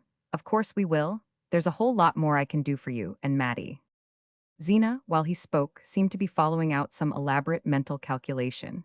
She emerged from it to say, there'll be Mattie's board less anyhow. Ethan, supposing the discussion to be over, had turned to go down to supper. He stopped short, not grasping what he heard. Mattie's board less, he began. Zeena laughed. It was an odd, unfamiliar sound, did not remember ever having heard her laugh before. You didn't suppose I was going to keep 2 girls, did you? No wonder you were scared at the expense. He still had but a confused sense of what she was saying. From the beginning of the discussion, he had instinctively avoided the mention of Mattie's name, fearing he hardly knew what. Criticism, complaints, or vague allusions to the imminent probability of her marrying. But the thought of a definite rupture had never come to him, and even now could not lodge itself in his mind. I don't know what you mean, he said. Mattie Silver's not a hired girl, she's your relation. She's a pauper that's hung on to us all after her father'd done his best to ruin us. I've kept her here a whole year. It's somebody else's turn now. As the shrill words shot out, Ethan heard a tap on the door, which he had drawn shut when he turned back from the threshold. Ethan, Zeena, Mattie's voice sounded gaily from the landing. Do you know what time it is? Supper's been ready half an hour. Inside the room there was a moment's silence. Then Zeena called out from her seat, I'm not coming down to supper. Oh, I am sorry, aren't you well? Shan't I bring you up a bite of something? Ethan roused himself with an effort and opened the door. Go along down, Matt. Zeena's just a little tired, I am coming. He heard her all right, and her quick step on the stairs, then he shut the door and turned back into the room. His wife's attitude was unchanged, her face inexorable, and he was seized with the despairing sense of his helplessness. "You ain't going to do it, Zeena." "Do what?" she emitted between flattened lips. "Send Mattie away like this.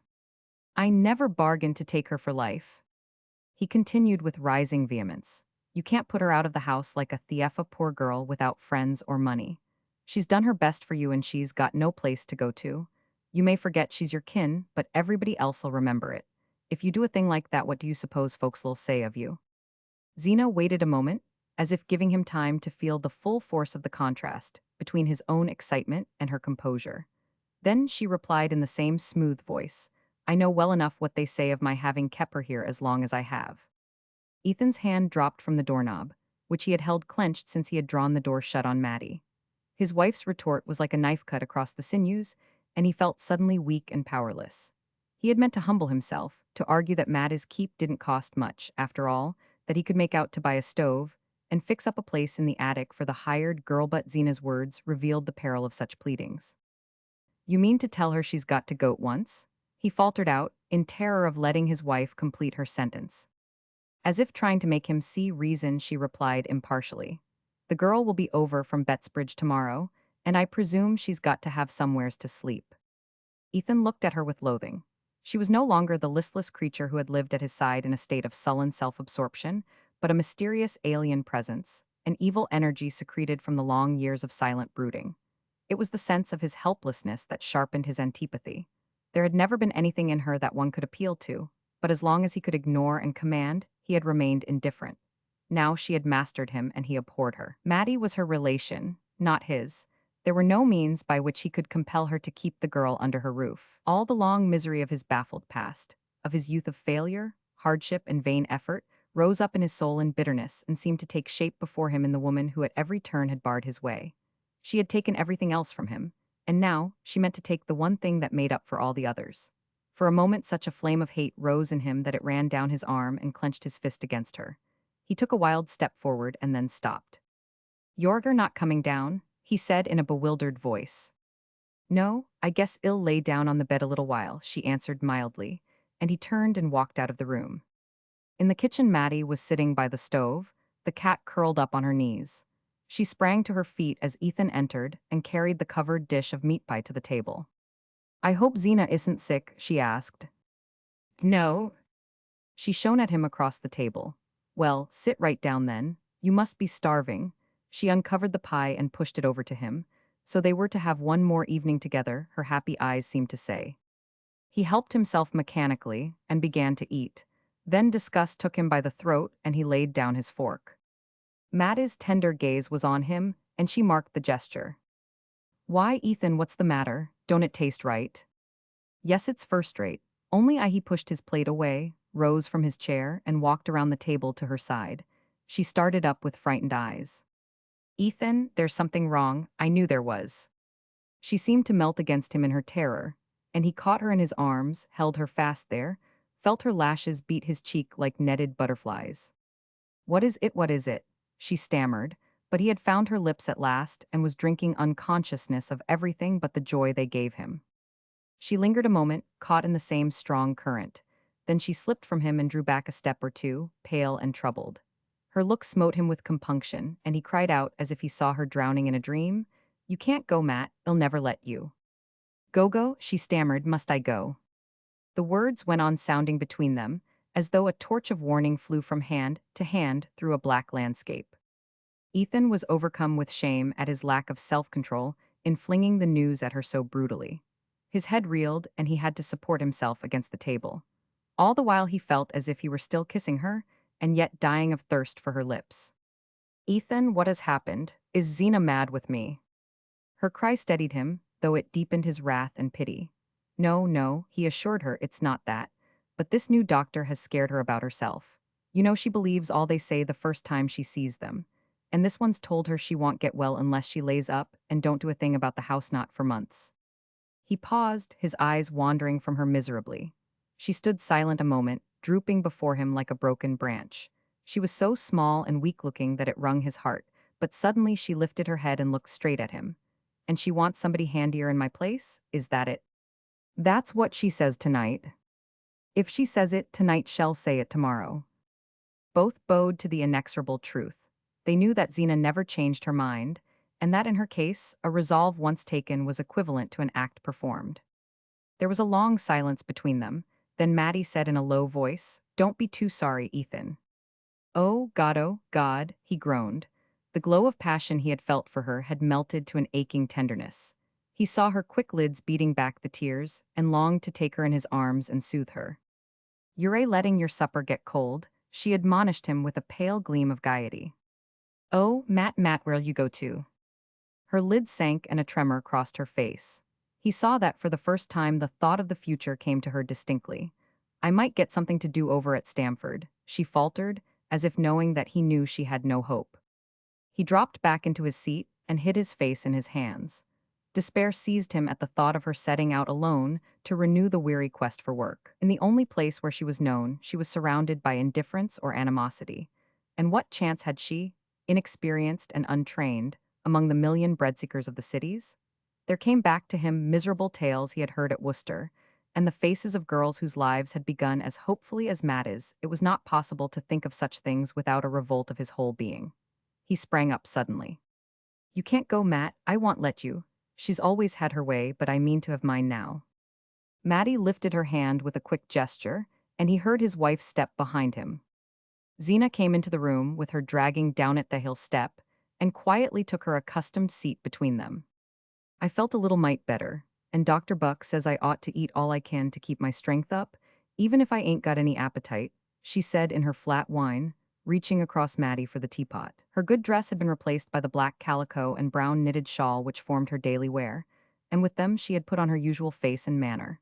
She poured out her tea, added a great deal of milk to it, helped herself largely to pie and pickles, and made the familiar gesture of adjusting her false teeth before she began to eat.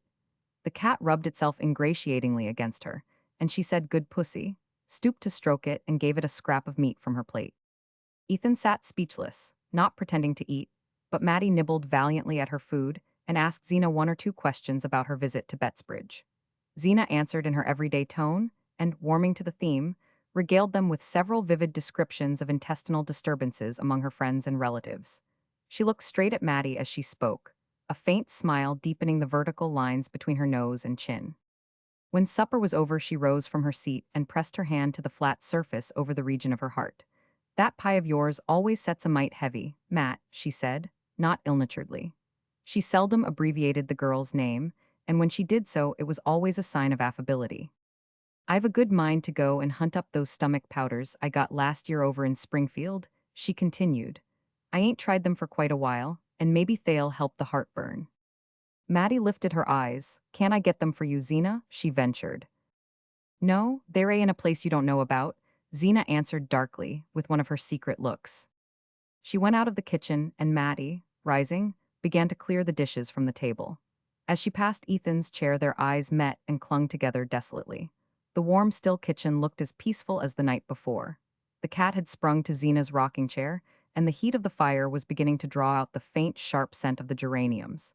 Ethan dragged himself wearily to his feet. "I'll go out and take a look around," he said, going toward the passage to get his lantern. As he reached the door, he met Zeena coming back into the room, her lips twitching with anger, a flush of excitement on her sallow face. The shawl had slipped from her shoulders and was dragging at her downtrodden heels, and in her hands she carried the fragments of the red glass pickle dish. "I'd like to know who done this," she said, looking sternly from Ethan to Mattie. There was no answer, and she continued in a trembling voice. "I went to get those powders I'd put away in father's old spectacle case, top of the china closet, where I keep the things I set store by. So's folks shan't meddle with them." Her voice broke, and two small tears hung on her lashless lids and ran slowly down her cheeks. "It takes the stepladder to get at the top shelf, and I put Aunt Philura Maple's pickle dish up there o' purpose when we was married, and it's never been down since, 'cept for the spring cleaning, and then I always lifted it with my own hands, so's tea it shouldn't get broke." She laid the fragments reverently on the table. "I want to know who done this," she quavered. At the challenge, Ethan turned back into the room and faced her. "I can tell you then. The cat done it." "The cat?" "That's what I said." She looked at him hard, and then turned her eyes to Mattie, who was carrying the dishpan to the table. "I'd like to know how the cat got into my china closet," she said. "Chassin' mice, I guess," Ethan rejoined. "There was a mouse round the kitchen all last evening." Zeena continued to look from one to the other. Then she emitted her small, strange laugh. "I knew the cat was a smart cat," she said in a high voice, "but I didn't know he was smart enough to pick up the pieces of my pickle dish and lay 'em edge to edge on the very shelf he knocked 'em off of." Mattie suddenly drew her arms out of the steaming water. "It wasn't Ethan's fault, Zeena. The cat did break the dish, but I got it down from the china closet, and I am the one to blame for its getting broken." Zeena stood beside the ruin of her treasure, stiffening into a stony image of resentment. "You got down my pickle dish, what for?" A bright flush flew to Mattie's cheeks. "I wanted to make the supertable pretty," she said. "You wanted to make the supertable pretty. And you waited till my back was turned, and took the thing I set most store by of anything I've got, and wouldn't never use it. Not even when the minister come to dinner, or Aunt Martha Pierce come over from Bettsbridge." Zeena paused with a gasp, as if terrified by her own evocation of the sacrilege. "You're a bad girl, Mattie Silver, and I always known it. It's the way your father begun, and I was warned of it when I took you. And I tried to keep my things where you couldn't get a demand. Now you've took from me the one I cared for most of all." She broke off in a short spasm of sobs that passed and left her more than ever like a shape of stone. "If it'd listened to folks, you'd a gone before now, and this wouldn't a happened," she said. And gathering up the bits of broken glass, she went out of the room as if she carried a dead body. Roman 8. When Ethan was called back to the farm by his father's illness, his mother gave him, for his own use, a small room behind the untenanted best parlor. Here he had nailed up shelves for his books, built himself a box sofa out of boards and a mattress, laid out his papers on a kitchen table, hung on the rough plaster wall an engraving of Abraham Lincoln and a calendar with thoughts from the poets, and tried, with these meager properties, to produce some likeness to the study of a minister who had been kind to him and lent him books when he was at Worcester.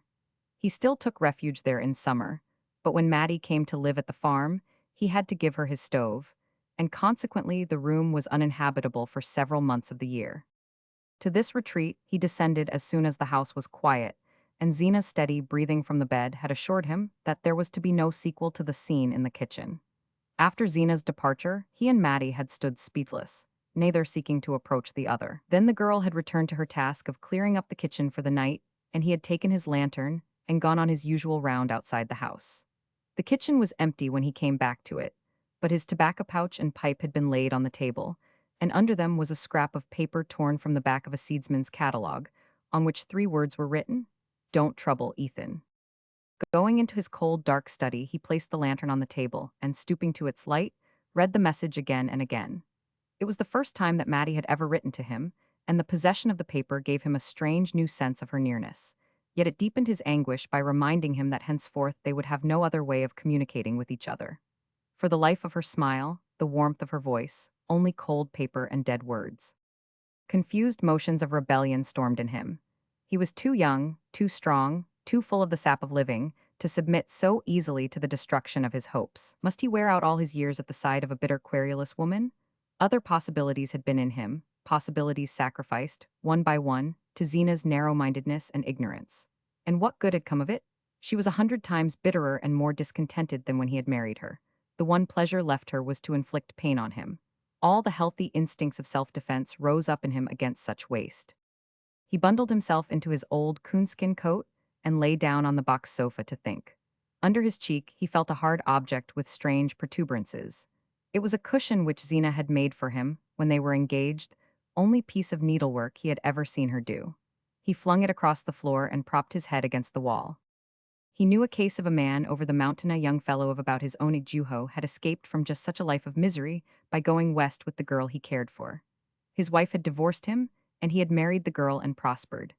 Ethan had seen the couple the summer before at Shad's Falls, where they had come to visit relatives. They had a little girl with fair curls, who wore a gold locket and was dressed like a princess. The deserted wife had not done badly either. Her husband had given her the farm and she had managed to sell it, and with that and the alimony she had started a lunchroom at Bettsbridge and bloomed into activity and importance. Ethan was fired by the thought. Why should he not leave with Mattie the next day, instead of letting her go alone? He would hide his valise under the seat of the sleigh, and Zeena would suspect nothing till she went upstairs for her afternoon nap and found a letter on the bed. His impulses were still near the surface, and he sprang up, relit the lantern, and sat down at the table. He rummaged in the drawer for a sheet of paper, found one, and began to write. Zeena, I've done all I could for you, and I don't see as it's been any use. I don't blame you, nor I don't blame myself. Maybe both of us will do better separate. I'm going to try my luck west, and you can sell the farm and mill and keep the money. His pen paused on the word, which brought home to him the relentless conditions of his lot. If he gave the farm and mill to Zeena, what would be left him to start his own life with? Once in the West, he was sure of picking up work would not have feared to try his chance alone. But with Mattie depending on him, the case was different. And what of Zeena's fate? Farm and mill were mortgaged to the limit of their value. And even if she found a purchaser in itself, an unlikely chance it was doubtful if she could clear $1,000 on the sale. Meanwhile, how could she keep the farm going? It was only by incessant labor and personal supervision that Ethan drew a meager living from his land, and his wife, even if she were in better health than she imagined, could never carry such a burden alone. Well, she could go back to her people then, and see what they would do for her.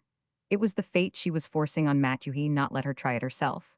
By the time she had discovered his whereabouts and brought suit for divorce, he would probably wherever he wasp earning enough to pay her a sufficient alimony. And the alternative was to let Mattie go forth alone, with far less hope of ultimate provision. He had scattered the contents of the table drawer in his search for a sheet of paper, and as he took up his pen, his eye fell on an old copy of the Bettsbridge Eagle. The advertising sheet was folded uppermost, and he read the seductive words, "Trips to the West, reduced rates." He drew the lantern nearer and eagerly scanned the fares. Then the paper fell from his hand, and he pushed aside his unfinished letter. A moment ago, he had wondered what he and Mattie were to live on when they reached the West. Now he saw that he had not even the money to take her there. Borrowing was out of the question. 6 months before he had given his only security to raise funds for necessary repairs to the mill, and he knew that without security no one at Starkfield would lend him $10. The inexorable facts closed in on him like prison warders handcuffing a convict. There was no way out, none. He was a prisoner for life, and now his one ray of light was to be extinguished. He crept back heavily to the sofa, stretching himself out with limbs so leaden that he felt as if they would never move again.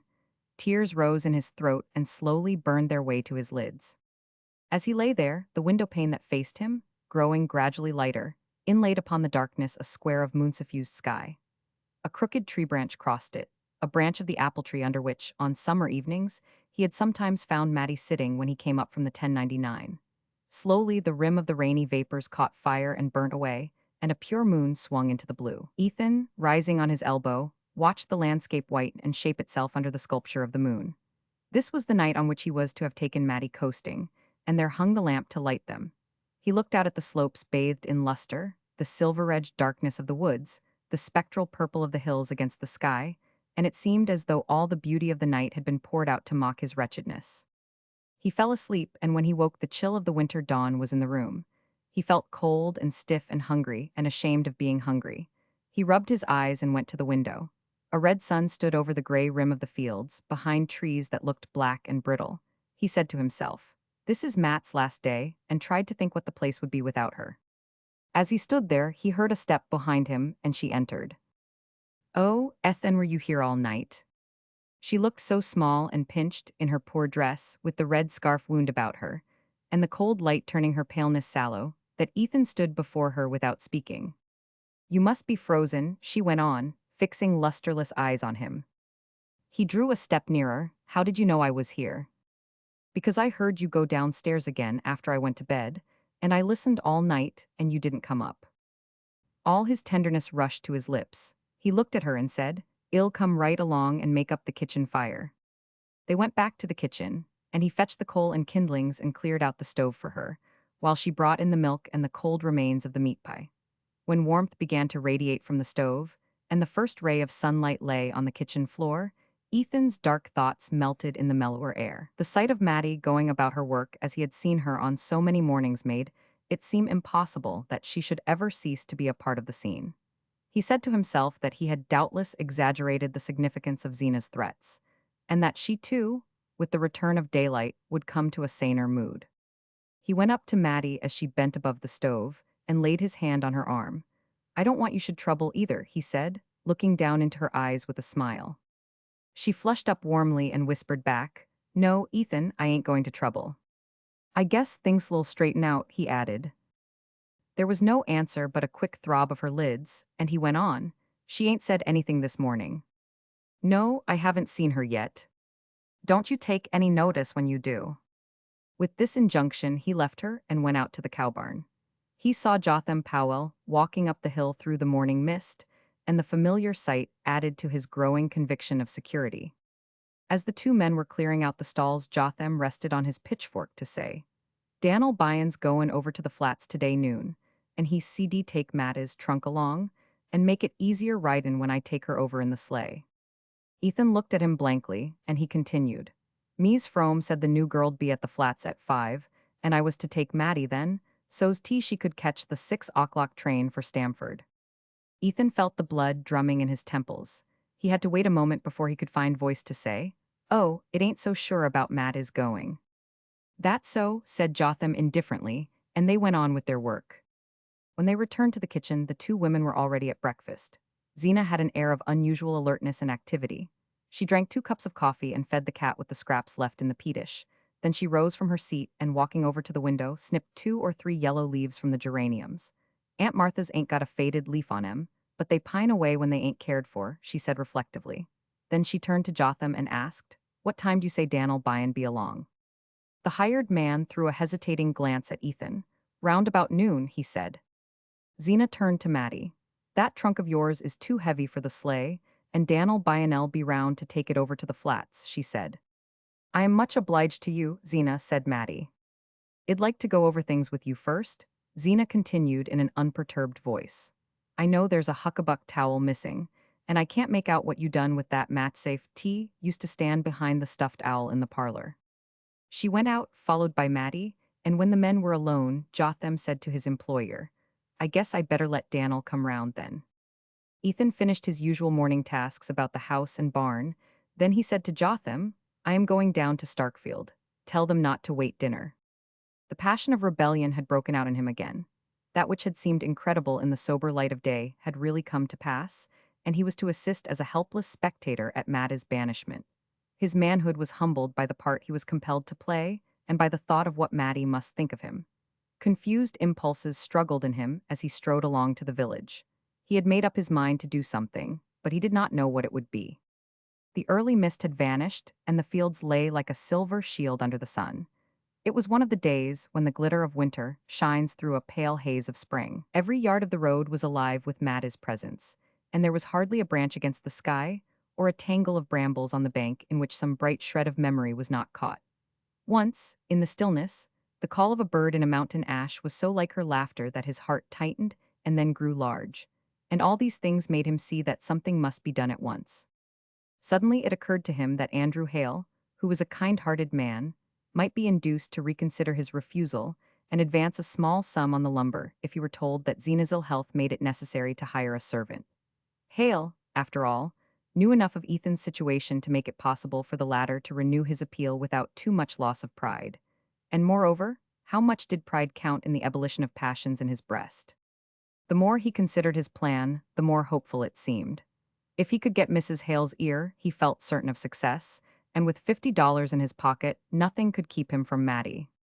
His first object was to reach Starkfield before Hale had started for his work. He knew the carpenter had a job down the Corbury Road and was likely to leave his house early. Ethan's long strides grew more rapid with the accelerated beat of his thoughts, and as he reached the foot of Schoolhouse Hill, he caught sight of Hale's sleigh in the distance. He hurried forward to meet it, but as it drew nearer, he saw that it was driven by the carpenter's youngest boy, and that the figure at his side, looking like a large upright cocoon in spectacles, was that of Mrs. Hale. Ethan signed to them to stop, and Mrs. Hale leaned forward, her pink wrinkles twinkling with benevolence. Mr. Hale? Why, yes, y'all find him down home now. He ain't going to his work this forenoon.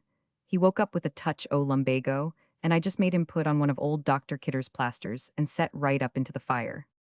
Beaming maternally on Ethan, she bent over to add, I only just heard from Mr. Hale 'bout Zeena's going over to Bettsbridge to see that new doctor. I'm real sorry she's feeling so bad again. I hope he thinks he can do something for her. I don't know anybody round here's had more sickness than Zeena. I always tell Mr. Hale I don't know what she'd have done if she hadn't had you to look after her, and I used to say the same thing 'bout your mother. You've had an awful mean time, Ethan Frome. She gave him a last nod of sympathy while her son chirped to the horse. And Ethan, as she drove off, stood in the middle of the road and stared after the retreating sleigh. It was a long time since anyone had spoken to him as kindly as Mrs. Hale. Most people were either indifferent to his troubles, or disposed to think it natural that a young fellow of his age should have carried without repining the burden of 3 crippled lives. But Mrs. Hale had said, "You've had an awful mean time, Ethan Frome," and he felt less alone with his misery. If the Hales were sorry for him, they would surely respond to his appeal. He started down the road toward their house, but at the end of a few yards he pulled up sharply, the blood in his face. For the first time, in the light of the words he had just heard, he saw what he was about to do. He was planning to take advantage of the Hale's sympathy to obtain money from them on false pretenses. That was a plain statement of the cloudy purpose which had driven him in headlong to Starkfield. With the sudden perception of the point to which his madness had carried him, the madness fell, and he saw his life before him as it was. He was a poor man, the husband of a sickly woman, whom his desertion would leave alone and destitute. And even if he had had the heart to desert her, he could have done so only by deceiving 2 kindly people who had pitied him. He turned and walked slowly back to the farm. Roman 9. At the kitchen door, Daniel Byron sat in his sleigh behind a big-binned gray, who pawed the snow and swung his long head restlessly from side to side. Ethan went into the kitchen and found his wife by the stove. Her head was wrapped in her shawl, and she was reading a book called Kidney Troubles and Their Cure, on which he had had to pay extra postage only a few days before. Zeena did not move or look up when he entered, and after a moment he asked, "Where's Mattie?" Without lifting her eyes from the page, she replied, "I presume she's getting down her trunk." The blood rushed to his face. Getting down her trunk alone. "Jotham Powell's down in the woodlot, and Dan'l Byron says he darsn't leave that horse," she returned. Her husband, without stopping to hear the end of the phrase, had left the kitchen and sprung up the stairs. The door of Matt's room was shut, and he wavered a moment on the landing. "Matt," he said in a low voice, but there was no answer, and he put his hand on the doorknob. He had never been in her room except once in the early summer, when he had gone there to plaster up a leak in the eaves, but he remembered exactly how everything had looked. The redand white quilt on her narrow bed, the pretty pincushion on the chest of drawers, and over it the enlarged photograph of her mother, in an oxidized frame, with a bunch of dyed grasses at the back. Now these and all other tokens of her presence had vanished, and the room looked as bare and comfortless as when Zeena had shown her into it on the day of her arrival. In the middle of the floor stood her trunk, and on the trunk she sat in her Sunday dress, her back turned to the door and her face in her hands. She had not heard Ethan's call because she was sobbing, and she did not hear his step till he stood close behind her and laid his hands on her shoulders. "Matto Donto, Matt." She started up, lifting her wet face to his. "Ethan, I thought I wasn't ever going to see you again." He took her in his arms, pressing her close, and with a trembling hand smoothed away the hair from her forehead. "Not see me again? What do you mean?" She sobbed out, "Jotham said you told him we was to wait dinner for you, and I thought." "You thought I meant to cut it?" he finished for her grimly. She clung to him without answering, and he laid his lips on her hair, which was soft yet springy, like certain mosses on warm slopes, and had the faint woody fragrance of fresh sawdust in the sun. Through the door they heard Zeena's voice calling out from below, "Dan'l Byron says you better hurry up if you want him to take that trunk." They drew apart with stricken faces. Words of resistance rushed to Ethan's lips and died there. Mattie found her handkerchief and dried her eyes, then, bending down, she took hold of a handle of the trunk. Ethan put her aside. "You let go, Matt," he ordered her. She answered, "It takes 2 to coax it round the corner."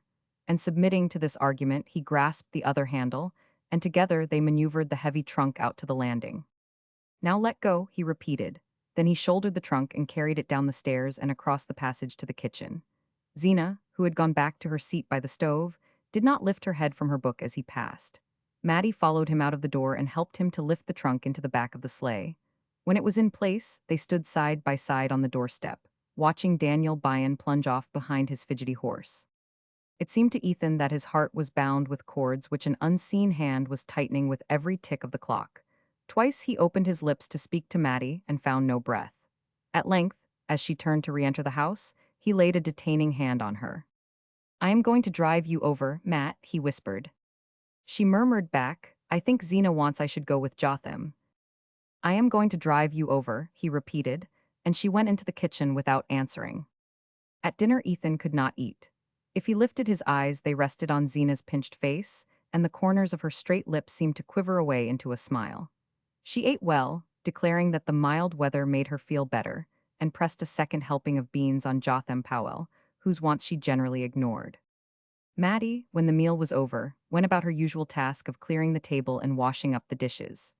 Zeena, after feeding the cat, had returned to her rocking chair by the stove, and Jotham Powell, who always lingered last, reluctantly pushed back his chair and moved toward the door.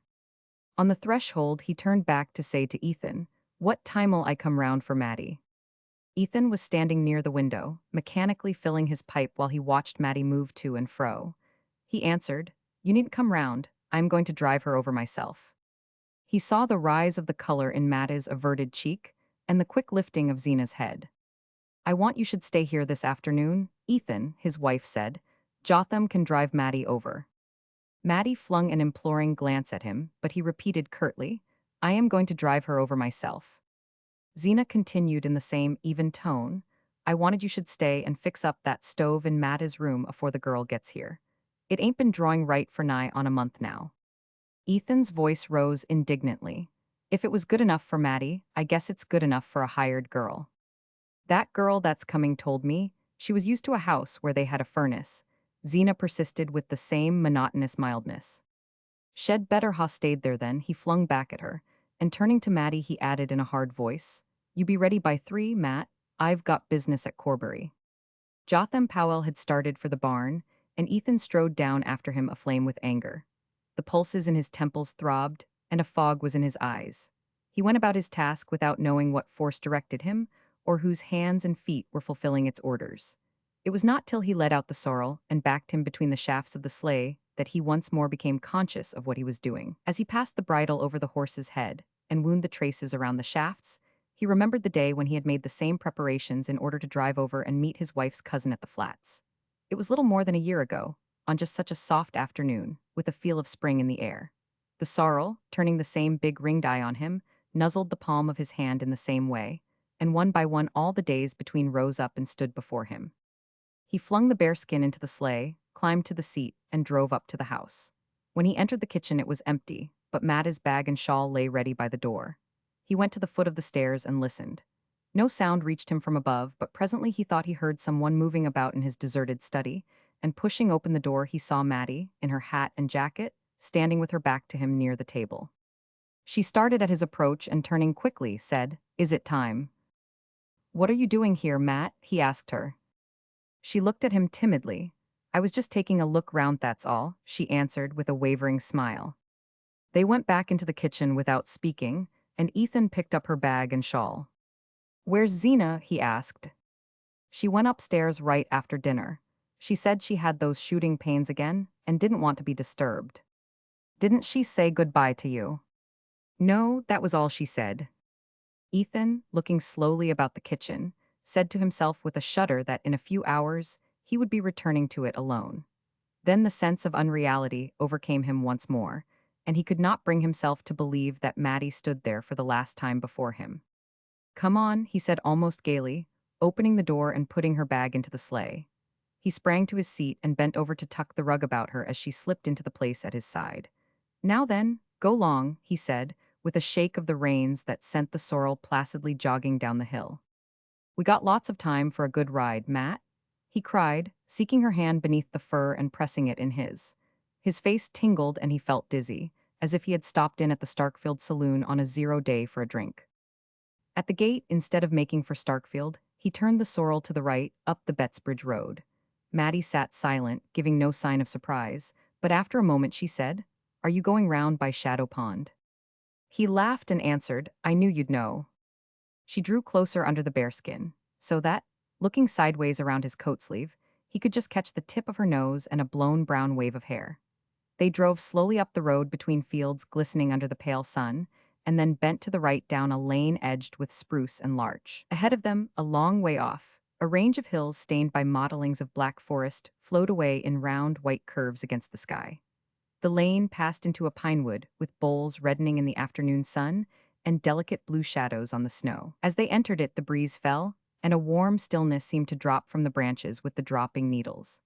Here the snow was so pure that the tiny tracks of wood animals had left on it intricate lace-like patterns, and the bluish cones caught in its surface stood out like ornaments of bronze. Ethan drove on in silence till they reached a part of the wood where the pines were more widely spaced. Then he drew up and helped Mattie to get out of the sleigh. They passed between the aromatic trunks, the snow breaking crisply under their feet, till they came to a small sheet of water with steep wooded sides. Across its frozen surface, from the farther bank, a single hill rising against the western sun threw the long conical shadow which gave the lake its name. It was a shy secret spot, full of the same dumb melancholy that Ethan felt in his heart. He looked up and down the little pebbly beach, till his eye lit on a fallen tree trunk, half submerged in snow. "There's where we sat at the picnic," he reminded her. The entertainment of which he spoke was one of the few that they had taken part in together. A church picnic which, on a long afternoon of the preceding summer, had filled the retired place with merrymaking.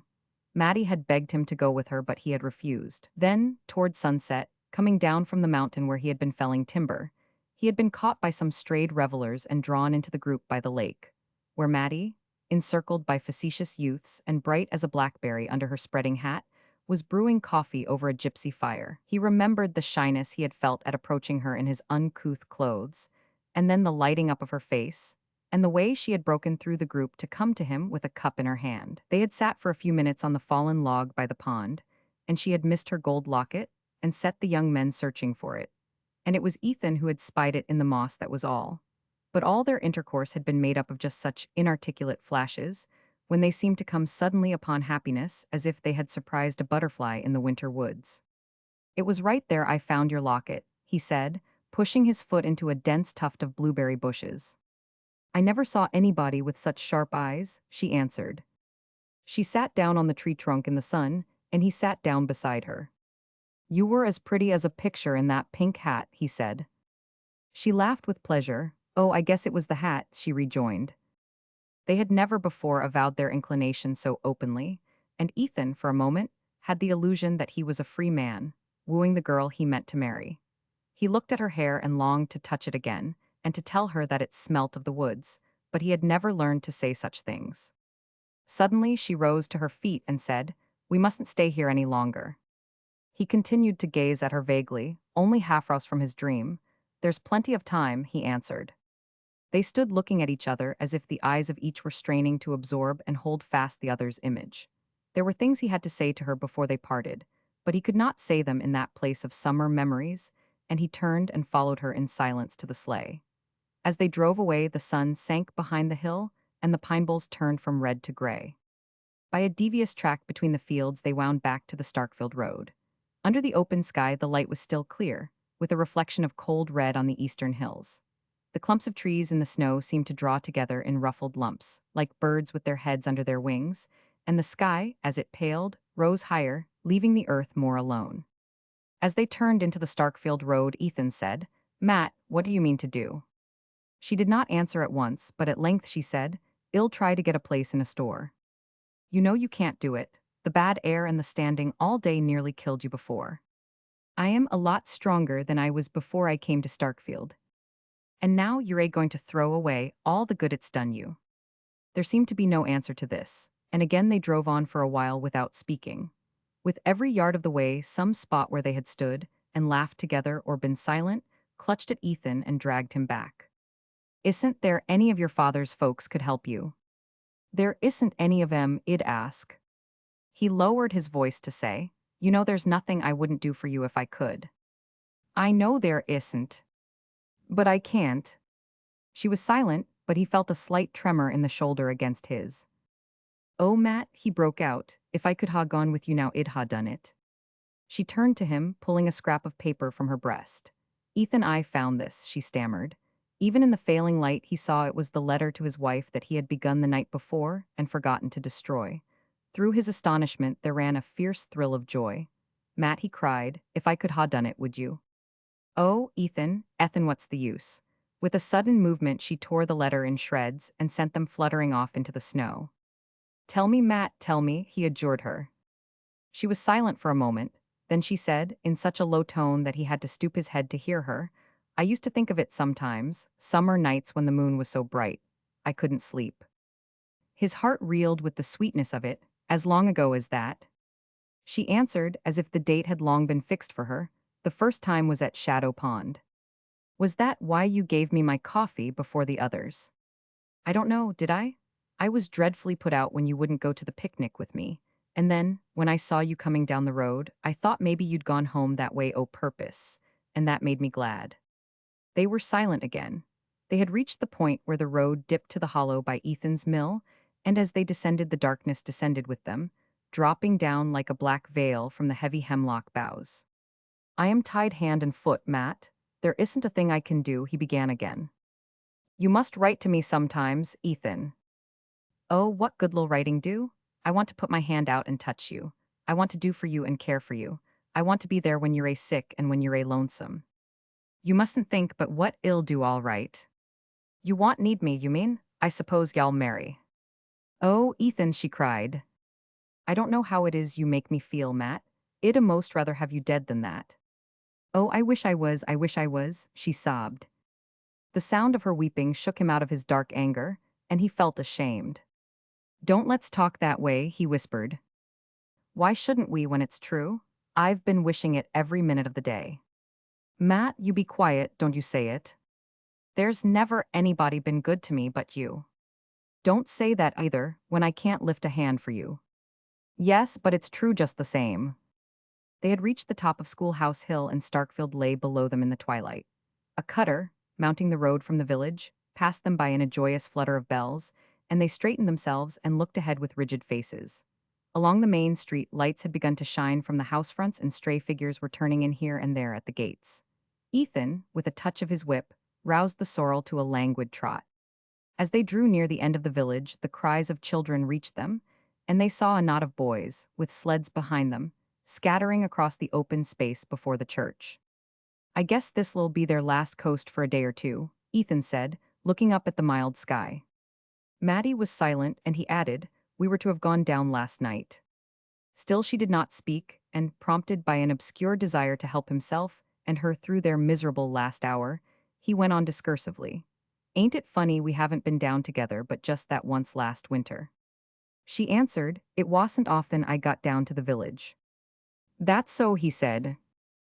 They had reached the crest of the Corbury Road, and between the indistinct white glimmer of the church and the black curtain of the Varnum, spruces the slope stretched away below them without a sled on its length. Some erratic impulse prompted Ethan to say, how'd you like me to take you down now? She forced a laugh, why there isn't time. There's all the time we want. Come along. His one desire now was to postpone the moment of turning the sorrel toward the flats. But the girl, she faltered, the girl'll be waiting at the station. Well, let her wait, you'd have to if she didn't come. The note of authority in his voice seemed to subdue her, and when he had jumped from the sleigh, she let him help her out, saying only, with a vague feint of reluctance, but there isn't a sled round anywheres. Yes, there is, right over there under the spruces. He threw the bearskin over the sorrel, who stood passively by the roadside, hanging a meditative head. Then he caught Mattie's hand and drew her after him toward the sled. She seated herself obediently, and he took his place behind her, so close that her hair brushed his face. All right, Matt, he called out, as if the width of the road had been between them. She turned her head to say, it's dreadfully dark. Are you sure you can see? He laughed contemptuously. I could go down this coast with my eyes tied. And she laughed with him, as if she liked his audacity. Nevertheless, he sat still a moment, straining his eyes down the long hill, for it was the most confusing hour of the evening, the hour when the last clearness from the upper sky is merged with the rising night in a blur that disguises landmarks and falsifies distances. Now, he cried. The sled started with a bound, and they flew on through the dusk, gathering smoothness and speed as they went, with the hollow night opening out below them and the air singing by like an organ. Mattie sat perfectly still, but as they reached the bend at the foot of the hill, where the big elm thrust out a deadly elbow, he fancied that she shrank a little closer. Don't be scared, Matt, he cried exultantly as they spun safely past it and flew down the second slope. And when they reached the level ground beyond, and the speed of the sled began to slacken, he heard her give a little laugh of glee. They sprang off and started to walk back up the hill. Ethan dragged the sled with one hand and passed the other through Mattie's arm. Were you scared I'd run you into the elm? He asked with a boyish laugh. I told you I was never scared with you, she answered. The strange exaltation of his mood had brought on one of his rare fits of boastfulness. It is a tricky place, though. The least swerve, and we'd never ha come up again. But I can measure distances to a hairsbreadth always could. She murmured, I always say you've got the surest eye. Deep silence had fallen with the starless dusk, and they leaned on each other without speaking. But at every step of their climb, Ethan said to himself, it's the last time we'll ever walk together. They mounted slowly to the top of the hill. When they were abreast of the church, he stooped his head to her to ask, are you tired? And she answered, breathing quickly, it was splendid. With a pressure of his arm, he guided her toward the Norway spruces. I guess this sled must be Ned Hale's. Anyhow, I'll leave it where I found it. He drew the sled up to the Varnum gate and rested it against the fence. As he raised himself, he suddenly felt Mattie close to him among the shadows. Is this where Ned and Ruth kissed each other? She whispered breathlessly and flung her arms about him. Her lips, groping for his, swept over his face, and he held her fast in a rapture of surprise. Goodbye, she stammered and kissed him again. Oh, Matt, I can't let you go, broke from him in the same old cry. She freed herself from his hold and he heard her sobbing. Oh, I can't go either, she wailed. Matt, what'll we do? What'll we do? They clung to each other's hands like children, and her body shook with desperate sobs. Through the stillness, they heard the church clock striking 5. Oh, Ethan, it's time, she cried. He drew her back to him. Time for what? You don't suppose I'm going to leave you now? If I missed my train, where'd I go? Where are you going if you catch it? She stood silent, her hands lying cold and relaxed in his. What's the good of either of us going anywheres without the other one now? He said. She remained motionless as if she had not heard him. Then she snatched her hands from his, threw her arms about his neck, and pressed a sudden drenched cheek against his face. Ethan, Ethan, I want you to take me down again. Down where? The coast, right off, she panted, so T-well never come up any more. Matt, what on earth do you mean? She put her lips close against his ear to say, right into the big elm. You said you could, so T-wed never have to leave each other anymore. Why, what are you talking of? You're a crazy. I'm not crazy, but I will be if I leave you. Oh, Matt, Mattie groaned. She tightened her fierce hold about his neck. Her face lay close to his face. Ethan, where'll I go if I leave you? I don't know how to get along alone. You said so yourself just now. Nobody but you was ever good to me. And there'll be that strange girl in the house and shall sleep in my bed, where I used to lay nights and listen to hear you come up the stairs. The words were like fragments torn from his heart. With them came the hated vision of the house he was going back to, the stairs he would have to go up every night, of the woman who would wait for him there. And the sweetness of Mattie's avowal, the wild wonder of knowing at last that all that had happened to him had happened to her too, made the other vision more abhorrent, the other life more intolerable to return to. Her pleadings still came to him between short sobs, but he no longer heard what she was saying. Her hat had slipped back and he was stroking her hair. He wanted to get the feeling of it into his hand so that it would sleep there like a seed in winter. Once he found her mouth again, and they seemed to be by the pond together in the burning August sun. But his cheek touched hers, and it was cold and full of weeping, and he saw the road to the flats under the night and heard the whistle of the train up the line. The spruces swathed them in blackness and silence. They might have been in their coffins underground. He said to himself, perhaps it'll feel like this, and then again. After this I shan't feel anything. Suddenly he heard the old sorrel whinny across the road, and thought, he's wondering why he doesn't get his supper. Come, Mattie whispered, tugging at his hand. Her somber violence constrained him. She seemed the embodied instrument of fate. He pulled the sled out, blinking like a night bird as he passed from the shade of the spruces into the transparent dusk of the open. The slope below them was deserted. All Starkfield was at supper, and not a figure crossed the open space before the church. The sky, swollen with the clouds that announce a thaw, hung as low as before a summer storm. He strained his eyes through the dimness, and they seemed less keen, less capable than usual. He took his seat on the sled, and Mattie instantly placed herself in front of him. Her hat had fallen into the snow, and his lips were in her hair. He stretched out his legs, drove his heels into the road to keep the sled from slipping forward, and bent her head back between his hands. Then suddenly he sprang up again. Get up, he ordered her. It was the tone she always heeded, but she cowered down in her seat, repeating vehemently, No, no, no. Get up. Why? I want to sit in front. No, no, how can you steer in front?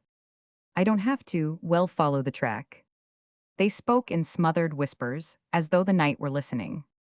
Get up, he urged her, but she kept on repeating, why do you want to sit in front? Because I want to feel you holding me, he stammered and dragged her to her feet. The answer seemed to satisfy her, or else she yielded to the power of his voice. He bent down, feeling in the obscurity for the glassy slide worn by preceding coasters, and placed the runners carefully between its edges. She waited while he seated himself with crossed legs in the front of the sled, then she crouched quickly down at his back and clasped her arms about him. Her breath in his neck set him shuddering again, and he almost sprang from his seat. But in a flash, he remembered the alternative. She was right, this was better than parting. He leaned back and drew her mouth to his. Just as they started, he heard the sorrel's whinny again, and the familiar wistful call, and all the confused images it brought with it, went with him down the first reach of the road. Halfway down there was a sudden drop, then a rise, and after that another long delirious descent. As they took wing for this, it seemed to him that they were flying indeed, flying far up into the cloudy night, with Starkfield immeasurably below them, falling away like a speck in space. Then the big elm shot up ahead, lying in wait for them at the bend of the road, and he said between his teeth, we can fetch it, I know we can fetch it. As they flew toward the tree, Mattie pressed her arms tighter, and her blood seemed to be in his veins. Once or twice the sled swerved a little under them. He slanted his body to keep it headed for the elm, repeating to himself again and again, I know we can fetch it, and little phrases she had spoken ran through his head and danced before him on the air. The big tree loomed bigger and closer, and as they bore down on it he thought, it's waiting for us, it seems to know. But suddenly his wife's face, with twisted monstrous lineaments, thrust itself between him and his goal, and he made an instinctive movement to brush it aside. The sled swerved in response, but he righted it again, kept it straight, and drove down on the black projecting mass. There was a last instant when the air shot past him like millions of fiery wires, and then the elm. The sky was still thick, but looking straight up he saw a single star, and tried vaguely to reckon whether it were Sirius. Or the effort tired him too much, and he closed his heavy lids and thought that he would sleep. The stillness was so profound that he heard a little animal twittering somewhere nearby under the snow. It made a small, frightened cheep like a field mouse, and he wondered languidly if it were hurt. Then he understood that it must be in pain, pain so excruciating that he seemed, mysteriously, to feel it shooting through his own body. He tried in vain to roll over in the direction of the sound, and stretched his left arm out across the snow. And now it was as though he felt rather than heard the twittering. It seemed to be under his palm, which rested on something soft and springy. The thought of the animal's suffering was intolerable to him, and he struggled to raise himself, and could not because a rock, or some huge mass, seemed to be lying on him.